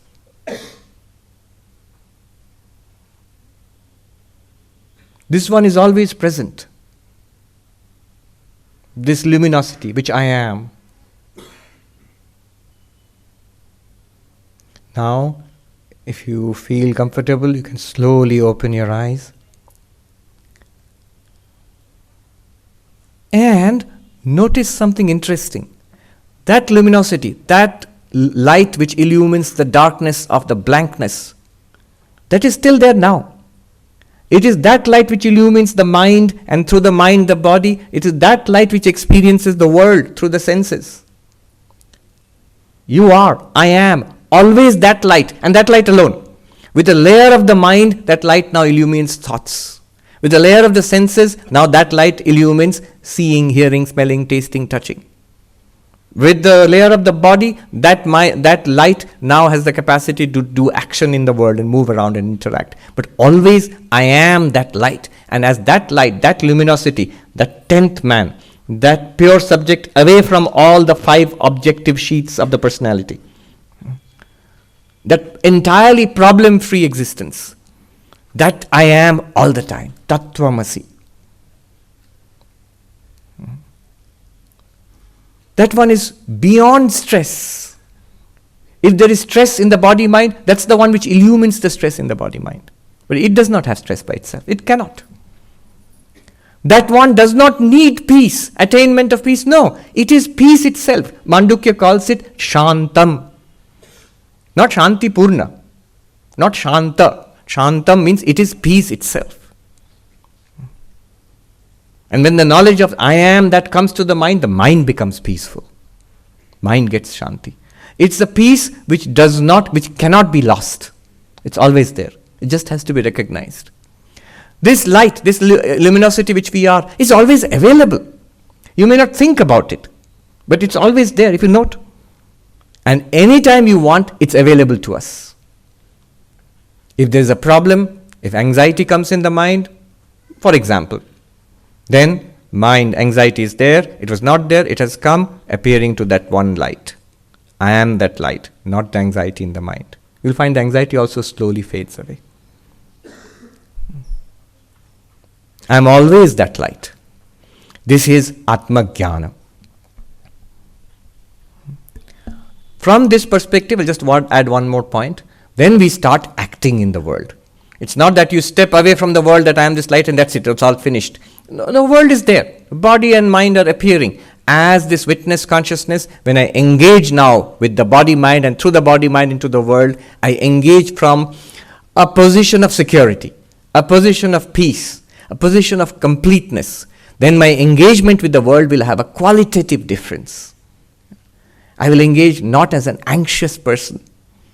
Who's that writer who said, most men live lives of quiet desperation. No more quiet desperation. And relaxed. Swami Vivekananda met the great agnostic, who's that person? Robert Ingersoll in America. In fact, if you Google, recently a book was published from Yale University about his life, Robert Ingersoll's life. It's called The Great Agnostic. So Ingersoll told Swami Vivekananda, I don't need your spirituality, religion. I believe in this life only. And I believe in squeezing the orange of this life dry to the last drop. Swami Vivekananda said, I believe that too.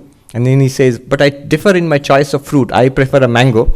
But I know that I cannot die. Therefore, I am not in a hurry. I have no fear or no anxiety. Therefore, I enjoy the squeezing of the fruit. Squeeze the fruit in this way and gain 10,000-fold more. Get every last drop. This is the way to lead life. Thank you very much.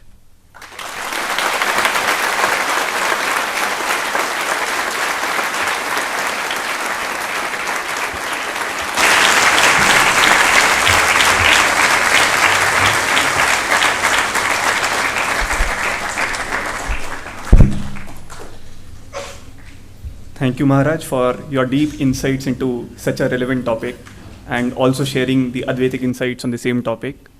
So we can begin our question and answer session. For some time, we are already past time. So I would request the audience to restrict themselves to the topic of the talk and be crisp as well as clear while asking the questions. And please raise your hands if you have any questions. Our volunteers will come to your seat and offer your mic through which you can ask them questions. So we'll go from two sides of the hall, this middle and this side, and then they're back again. Pranam Swamiji. Namaste. Tell us your name and ask the question. Yashodhara. My question is about, in this turning inward and self-realization, what is the role of a mystical experience? This whole thing about the vision of oneness, which I've never had. I don't know if I'll ever have it. Is it a necessity on the path to self-realization? That's a difficult question. Notice the way I just spoke about it. It does not talk about any particular mystical experience. It's a procedure. If we follow it, we'll come upon it. Now, even this, I can tell you this much. That breakthrough, when it comes, when we realize we are the non-objective pure subject, it's a clear demarcation. Suddenly dawns upon us, oh, this is what I am. I always was this. I never saw it earlier. There is a clear jump. Just as 1, 2, 3, 4, 5, 6, 7, 8, 9, if you had got 10 there, it would have been normal. But if you go from 9 to 10 here, it's a clear jump. It's a discontinuity. Somebody was telling me, do you understand the concept of singularity in mathematics? It's a singularity. There is something there. Now, if you want to call that a mystic experience, you can call it a mystic experience, because it is so tremendous, it is so unforgettable, and after that it is so effortlessly present always that you can call it a mystic experience. And of course, mystic experiences are of various types. This is one path I'm talking about. It's an Advaitic inquiry. This is, in Upanishads, one word is used, Shruti Shira or Shruti Shikhara. This is the peak peak of the mountain. This is the highest and the final. But then beautiful valleys and flowers and gardens. So there are many kinds of mystical experiences. True, genuine mystical experiences are there, and they are very helpful in spiritual life. That's all I can say. Thank you. So somebody from the middle, and then we will, then we'll go to this side. Hello, Swami. Tell us your name. My name is Sachin. The question is, if no mind delivers, or stopping thinking or thoughts delivers bliss, is there a benefit, or what is the benefit of associating or associating with the infinite bliss, or the way you put it, the one consciousness or one reality, right? So what is that additional benefit, or how does it manifest? That was one question that I had. And we have to sorry to interrupt you, but we have to understand that question. I did not totally understand it. You said if no mind delivers bliss, what does that mean? So if I stop thinking, yes, if I don't get any thoughts at all, there is no fear, no anxiety, no, because it is all just thoughts at the end of the day. Yes. So stopping of that is really just bliss, right? It's your normal state. So let me just deal with that. It's a subtle question, but an important thing to clarify here. That's something that you get in deep sleep. You don't need Advaita Vedanta for that. We get it, and naturally every day, hopefully, all of us get deep sleep. And you're right, it's a peaceful state. It's a trouble-free state, especially for people who are deeply troubled. Deep sleep is highly recommended. That's why sedatives are given. That's why also people get drunk, people want drugs, they want to suppress thinking. Somebody said it very poignantly. In America, suicide, thank God at least that problem has not yet come here. First they will shoot some people and then kill themselves. So, he said, have you noticed why people shoot themselves in the head? Whatever the reason is. One reason is, this is so, it's like a torture. This thinking and anxious thinking, bad thinking, and people want to blow it out, stop it. So that's why deep sleep, drug addiction, this alcohol dependency, all of that is basically trying to suppress thinking. This is a very important point. Advaita is not that. Why we did it is what listening to and keeping in mind. Advaita is not stopping thinking. Why we did all this is to see yourself as Atman, separate from illumining the thinking mind. However, the last part which we did, we noticed that even when I am opening my eyes and engaging with the world and thoughts are coming into the mind, I am still that light. It's because of me that the thought is experienced. It is because of me that feelings are experienced. It is because of me the light that I can see, hear, smell, taste, touch. One sadhu put it this way, I'll tell you in Hindi, very powerful statement. Advait pratiti ko mitana nahi chahta hai. Advait aapko vyavahar mein nirbad banata hai. Advaita, non-duality, does not want to erase the world experience. Deep sleep is enough for that. Advaita does not want to erase the world experience. Advaita makes you, nirvad is very difficult to translate, makes you limitless, fearless, completely free in worldly experience. In the middle of worldly experience also. See, one thing I did not complete. This particular light which we discover is actually the one light in all beings, and not only that, all beings are appearances in that one light. So there is nothing here which is a barrier to that light, to that consciousness. Barrier means other than. Everything is an appearance of that consciousness. So you are nirbada in vyavahara, in transaction, in dealing with people. There is no second reality apart from that one consciousness which you are.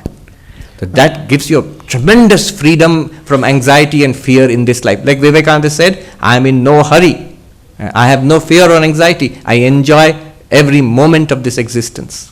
Yeah. Second question. Swami, so just a follow-up. Is the identification with that luminosity that you're talking about, is that required, or forget suppressing, but if with the clarity that the thought of fear or whatever, right? So that is the actual root cause, and hence it dissolves. Yes, Correct. And if you are at that, do you need the identification further on, and what is the benefit and what is the manifestation? So Right. So if you stop the thought, then the fear, anxiety, they all dissolve. But they don't dissolve. They go back into a seed state. The moment thought starts again, what happens to drunkards? They end up in, in America there's Alcoholic Anonymous, AA. And they end up in, it's a big problem that there are all these detoxification centers all over. Alcohol dependency, drug dependency. Does it permanently solve the problem of anxiety, fear, unhappiness? No. It will come back, and it will come back worse. We have reduced drugs and all these things reduce us to a tamasic state. So that will not solve.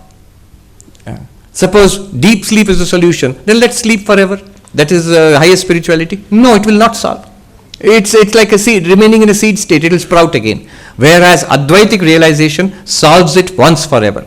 Once I realize I am that luminosity, or ever problem free, and then in the midst of the thinking mind and working senses, in the midst of the world, I am also problem free completely, because there is nothing here which is other than me. That same consciousness is now appearing as its own objects.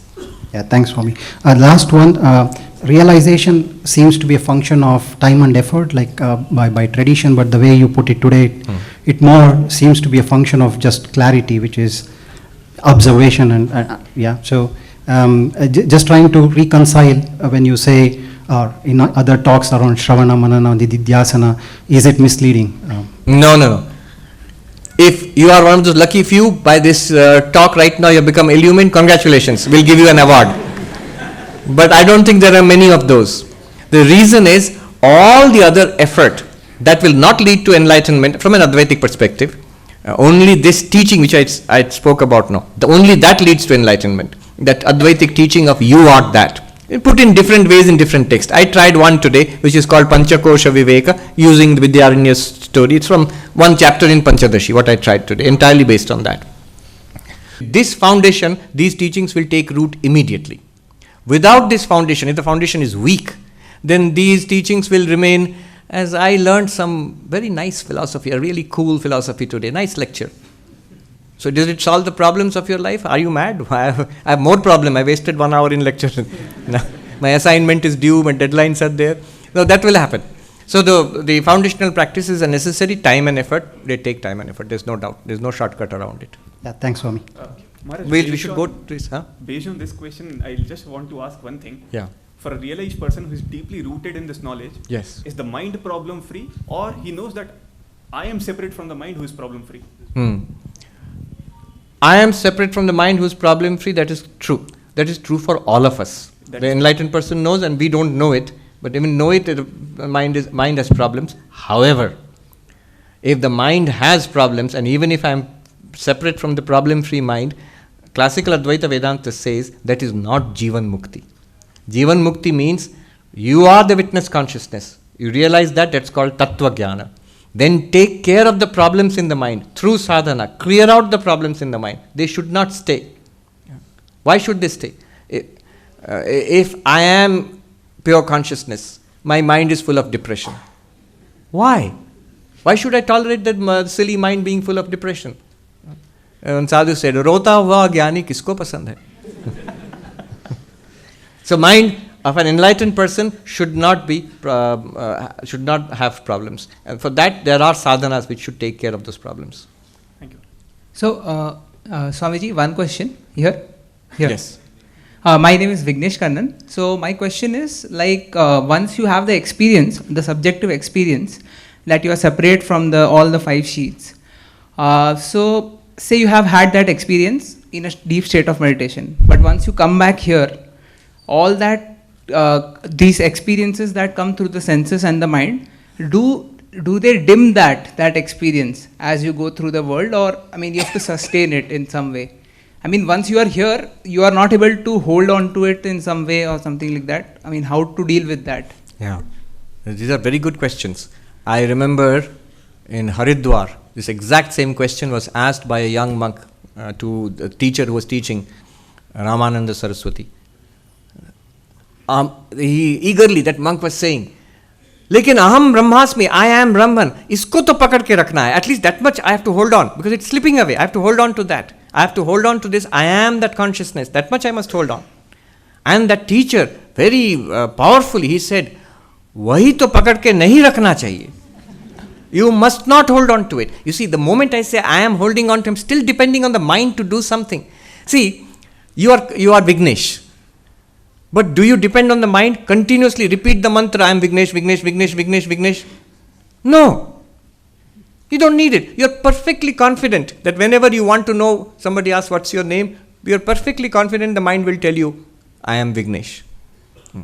Similarly, the realization that I am this witness consciousness, you need not hold on to it.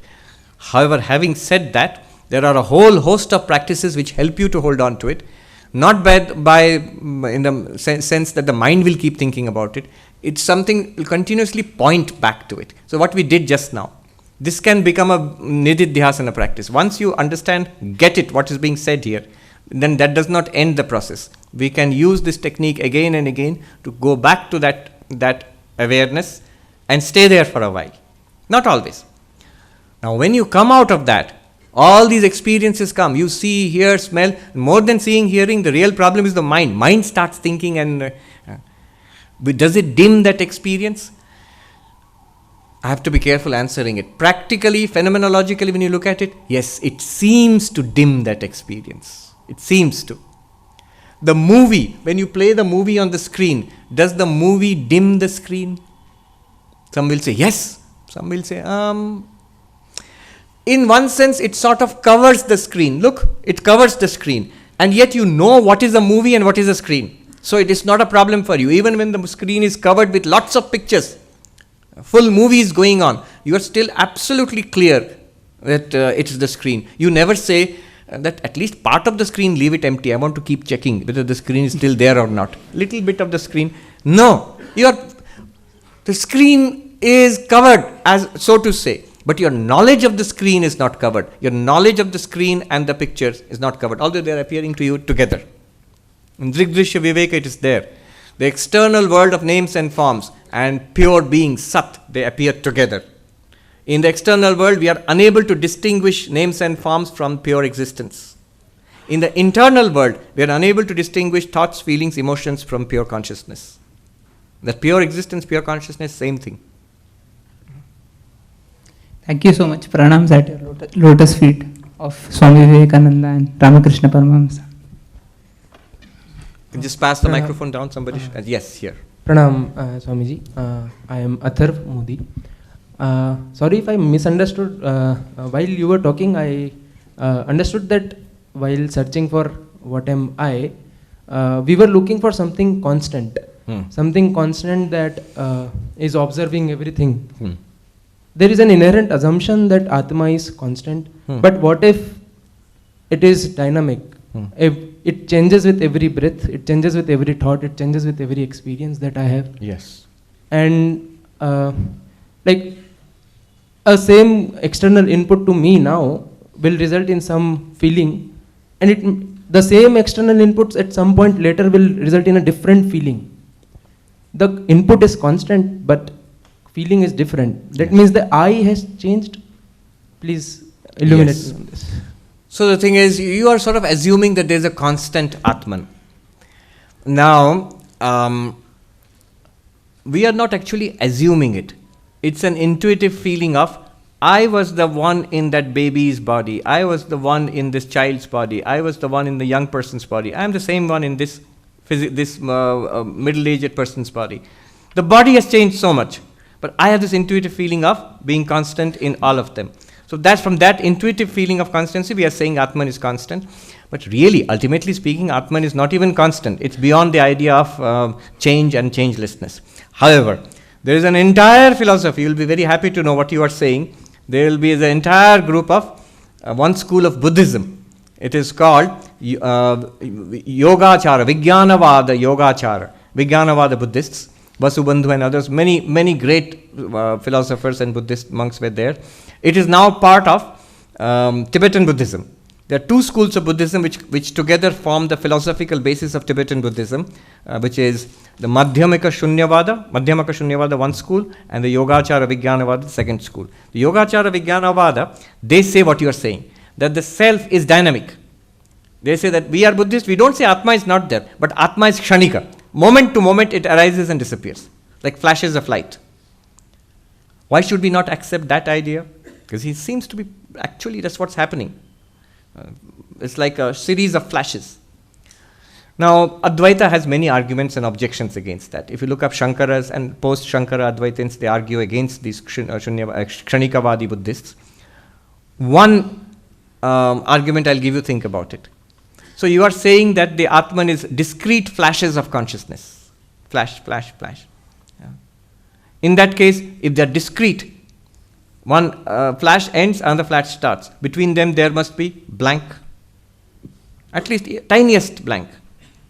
But then how is that tiny blank experienced? If you say the tiny blank is experienced, then it must be experienced by some consciousness. If you say, no, there is a blank, but it is not experienced. If it's not experienced, then the consciousness that flashes will be continuous then. There's no way out of this argument. Just like blinking, like we don't observe that we blink. We don't observe that we blink. If you observe it's still there, but when you observe it, you will notice there is a gap between blinking and you are the observer. The non-blinking you is the observer of the blinking eye. Right. So there are such arguments. Not that they give up so easily. The debate went on for nearly 1,000 years. Okay. Thank you. Somebody from this side?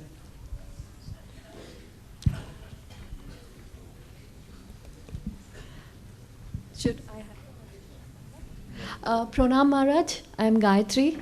Where are you? ADK. Yes. Okay. So my question is not so intellectual. It might sound a little silly, but I really need an answer. I'm initiated by Ranganathananda Maharaj and practicing a lot of chanting and reading. Just finished Swami Venkateshwarananda's Yoga Vashishta. But my question is this: my husband and my in-laws, my own children and my colleagues say I've become morose. So I'm not enjoying the things I used to enjoy before. Is it because of this Vedantic reading, and what should I do? So I'm not going to parties, and I'm not such a party life which I used to be before. So something kichu bhul hoyeche because No, I'll tell you. There's nothing wrong. See, you don't seem to be unhappy to me. You seem quite happy. Yeah, because I'm here. Yes. But if I had to accompany my husband to a party, I would not be. Exactly. And he didn't come also, so I went in the seat. Exactly the same question was asked to Swami Ashokanandaji in San Francisco in the 1960s. He was the head of the Vedanta Society of Northern California. And I remember the answer. One lady, American lady, she says that my children say that mom is no fun anymore. Yes. She started learning this Vedanta and mom is no fun anymore. Our Swami Ashokanandaji's reply was, good riddance to bad rubbish. So there is a time when one must become mature. To a certain extent, when you are in the family, you are in a job, you must participate in what's going on. To a certain extent. You may not enjoy it all that much. But you must draw a line there also. Beyond what you do not enjoy, what you honestly do not like inside, you have a right to say no. Everybody has a right to say no. And you have something that you enjoy and you find it fulfilling. You must give time and effort to that. Your study, your japa, your meditation. So the other stuff which you are no longer enjoying, it's something that you have matured out of. It's high time that you mature out of it. I remember I go for classes to Princeton near New York, and there are some Indian families who organize Gita classes, and one of them told me that there are many other people here and they could come, but every weekend there is a party, there is a marriage, there is this or that. They can find time for everything. Once in a month, they can't find time for 1 hour of Bhagavad Gita classes. See, I tell them, if you are new here, you are young and you've come to New York, Manhattan, enjoying the life here, working hard 5 days a week, partying hard 2 days in the weekend. All right, you can do it for 3 months, 6 months, 1 year, 5 years. But after 50 years, children are grown up and gone and married, you have grandchildren, still that thing. There's something wrong. Something wrong. So I'm not doing anything wrong? No, you're not doing anything wrong. But don't be pushy on others. I've seen especially moms. So the moment they become interested in Vedanta, first and foremost it has to be imposed on the kids and the poor husband also. So don't do that, because that creates resistance. All right, thank you. Swami, namaste. I'm Abhilash here. Swami, one quick question that I had. What we did just now, the meditation retreat, can I say that this entire Advaitic meditation is to tune the mind to observe the movements of the mind? No. It's not a meditation. It's an inquiry. There's a difference between meditation and inquiry. Meditation is for calming down the mind. Chitta vritti nirodha. Inquiry is not for calming down the mind. Inquiry is for looking for something, inquiring, using reason and experience and noting something. What you are talking about, observing the movements of the mind, witness of the movements of the mind. When we hear the word sakshi, witness, that's what we immediately think. Oh, it is some kind of meditation technique. I'll sit quietly and I will look into the movements of the mind. Like they give the example of standing on a bridge and watching the water in the river flow by. Instead of flowing by yourself, you watch the water in the river flow by. The river is of course the mind, water flowing by, thoughts, feelings, emotions. You are the witness of the mind. That is exactly not what was taught here. One monk put it nicely after teaching all these things in Drigdrishya Viveka. He said, "Kya Mahatma ji, lag raha hai na ki aap sakshi ho?" And the monks must have nodded. I have read it only. The monks must have nodded yes. And he says, "Bahut bade gaddhe mein giroge." You will fall into a very big pit. Because this sakshi which it's something that you have generated. It's a kind of meditation you are doing. It's a good meditation, but it's an exercise. When you stop doing it, it will be gone. Shankaracharya says, "Kartum akartum anyatha va kartum shakyate." You can do it, you can not do it, you can do it in a different way. That is not knowledge, that's a mental exercise. But what we are looking for here is a knowledge. Just as you know that you are Abhilash, and that is not an exercise, that's knowledge. Similarly, we are looking for our real nature, which when you do it, it becomes, you see, the sakshi which we are looking for is a choiceless sakshi, is an effortless sakshi. It's always there right now. If you don't come to one Vedanta class also, you are still that sakshi. Isn't it true what we were talking of now? This light that I am, into which the mind appears, senses appear, body appears. It's there in everybody. It's there in the ant. It's there in the enlightened person. It's there in the most materialistic person. That's what enables life itself. That's consciousness. We're talking about consciousness. It's an effortless awareness. And the practice was just to note that I am that. So it's not a meditation in that sense. Is this the first stage of Drigdrishya Viveka exercise? Excellent. Exactly. Okay. Exactly. The first stage of the Drigdrishya Viveka. In the interest of time, this would be the last question. Namaste, Guruji. Yes. Here. Okay, one question and then we'll go to the children. My. Okay, we'll take a question and then we'll come to you. Who was going to ask? Yeah. Here. Yes. Swamiji here. Namaste, Swamiji. Myself, Aditya. And you said initially the fourth point that ultimately we should leave everything to the God. Okay. But what I think is that what people do generally is that when they leave everything to God, they blame them that I was not able to do this because of them only. They don't take responsibility on their own. So is this better to think that I am the responsible whatever is happening in my life, and then I can improve it in a better way than blaming someone else? So them, you mean God? Yeah. Some entity. All right. This is the first time I used the they them preferred pronouns for God. Yeah, you're right. If the tendency is to blame God, then the person has really not surrendered to God. It is, if I surrender to God, I won't blame God. I will try, rather my effort will be, to see and recognize and accept everything as the will of God. That's a big effort, big struggle. That does not result in ending up blaming God. However, what you said, set all these big talk aside. Can I take personal responsibility and work towards bettering my life? One must. That is the first condition. Bhagavad Gita, all these Vedas, Vedanta, yoga, bhakti, meditation, all of that starts with one condition. Krishna first scolds Arjuna. Klaivyam masma gamah partha. Don't be paralyzed into inactivity, O Arjuna. Rise up and fight. What he means is, you must be up and doing even to benefit from Vedanta, yoga, Advaita, bhakti, positive psychology, therapy, whatever it is. First, the person must be willing to take responsibility and change. My life is not good, I want to make it better, I'm going to try. All of this comes on the side of trying. So that first is your own responsibility. I'll give you a very, Dehati example. Dehati means like a rural example. This I heard from a monk. He said that that's Sadhu in Uttarakhand, but he comes from some family in a village. He says, we have seen farmers. He says, Gai ka bachda, calf.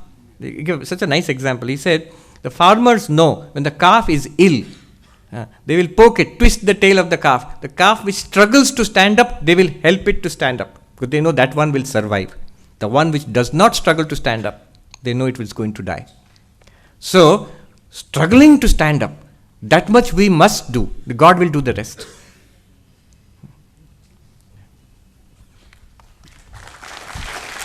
Okay. Yes.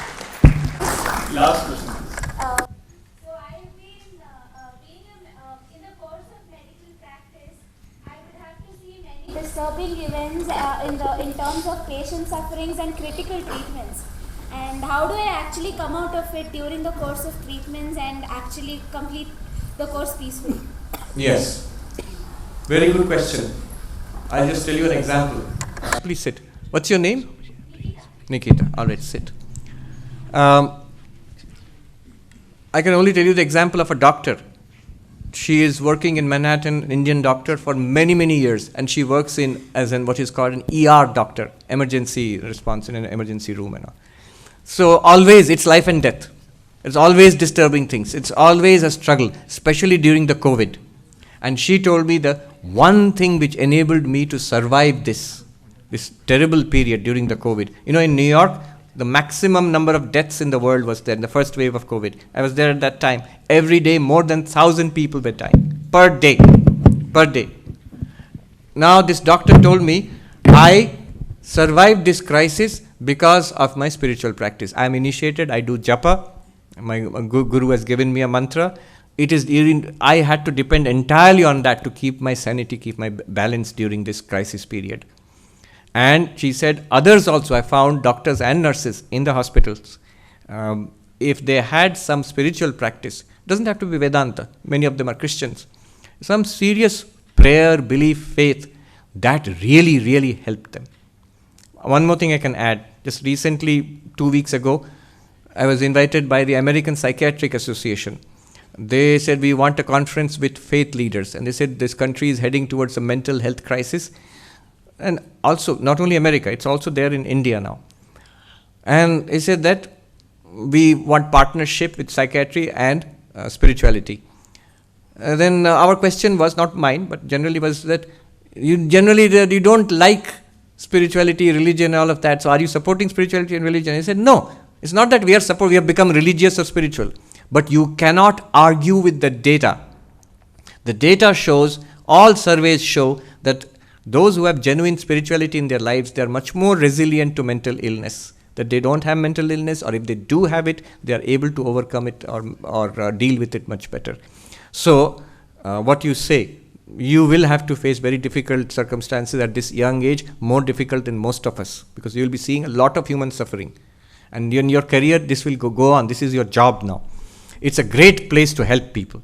Great place you can immediately help people in their pain. Right now you can help. But you also have to protect yourself, your mind.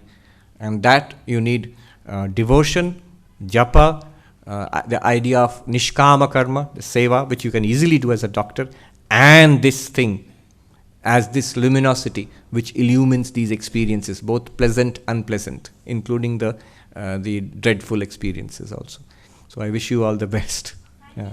Thank you. Sorry to do some budding psychiatrist myself, and my name is Dr. Kovic. Yes. My question was, all of you who come here you are Arjunas. So basically, but I have many Duryodanas who are refractory to my treatment or my views, and how do I deal with them? Like, do they still have hope for them? Or? Yes. Two things in every such case. Either they are willing to at least partially cooperate with you. That's one. Then you can do something.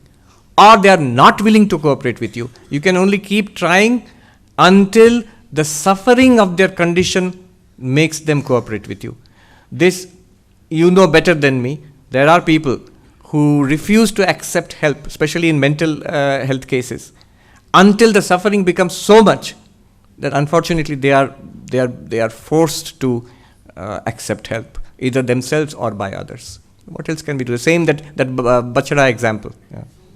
When they come to our help from us, they are already refractory to our treatment and our views. So that's where they seek intervention. That's like contradictory to how we are supposed to help them. We are like during their response time and. I know, but you see, it's a very difficult thing. I talked with some of the senior psychiatrists this time when I went to Washington DC, and it's a very difficult profession. I mean, they were saying because they deal with this. They were saying we have to deal with at least 15 patients per day, every day. That's the minimum, and in India it's much more probably. And physical illness you can handle, as she was saying, but when it's mental illness, it has a direct effect on our mind also. When you deal with such people again and again and again. So you have to protect yourself and try your best. I don't know what more I can say. Thank you. We don't have time actually. The last one. Yes, we'll end with this. Yes. And I'm asking this question on behalf of all the early teens, pre-teens and teens. My question is that after the 2 years of COVID house arrest, a lot of teens are facing mental ill health like excessive self-criticism, social anxiety, anorexia, eating disorder, body issues, etc. Now, these young teens are the upcoming youth of India.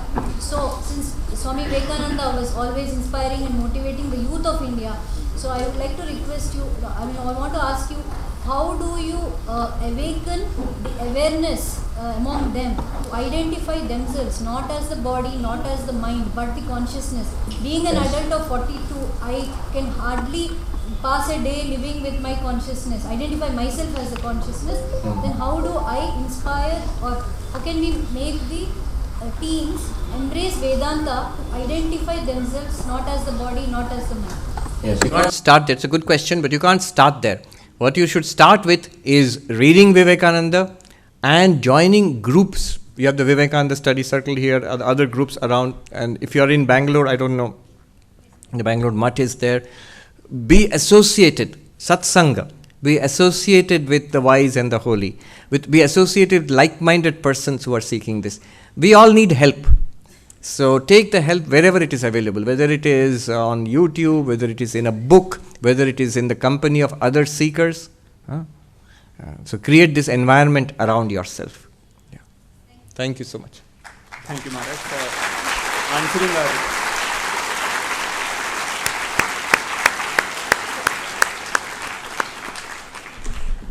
Thank you, Maharaj, for being with us and answering our queries.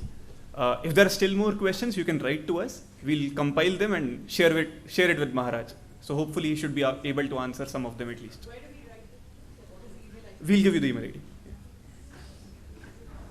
Now I request Dr. Sagar Ghorai to end with a vote of thanks.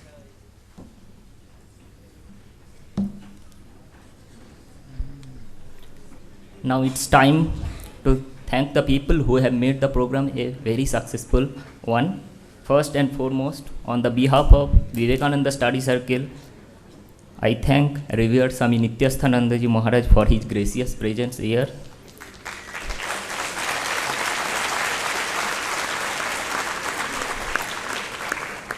I especially thank Swami Sarvapriyananda Ji for sharing his wisdom with us.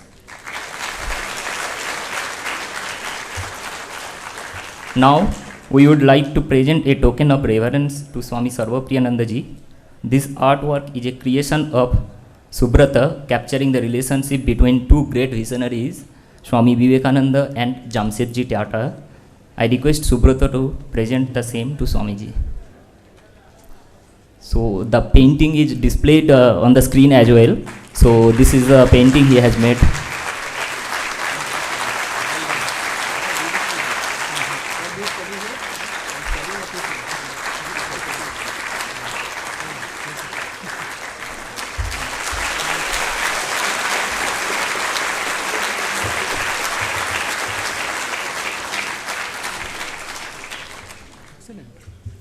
We are very thankful to other monks and brahmacharis of the Ramakrishna order for their presence here. Our special thanks to Registrar of IISc and Deputy Registrar of IISc also being here. And our very special thank go to Mr. Virana Kamar, Deputy Registrar IISc, for making this auditorium available at the right time.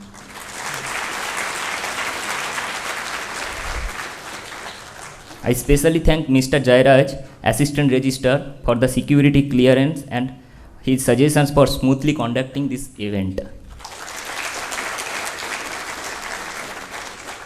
I must thank the office staffs of CSIC to answer the innumerable number of calls they have received in last few days.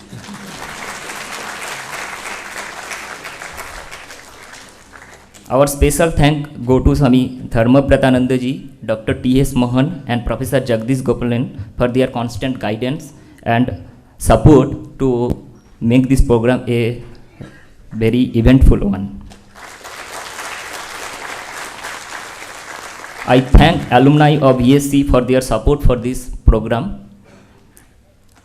Finally, I would like to thank all the volunteers for their enthusiasm and persistent effort to make the program a successful one.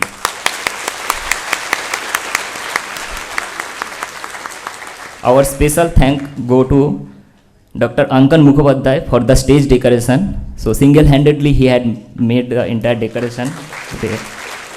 And also our thank go to Mr. Brajesh, who had done the outside decorations as well. Finally, we are really thankful for the presence of all of you with such a great enthusiasm. Thank you. So we'll end the session with chanting of a Shanti mantra. I call Sangeet and Sanchit to do the same.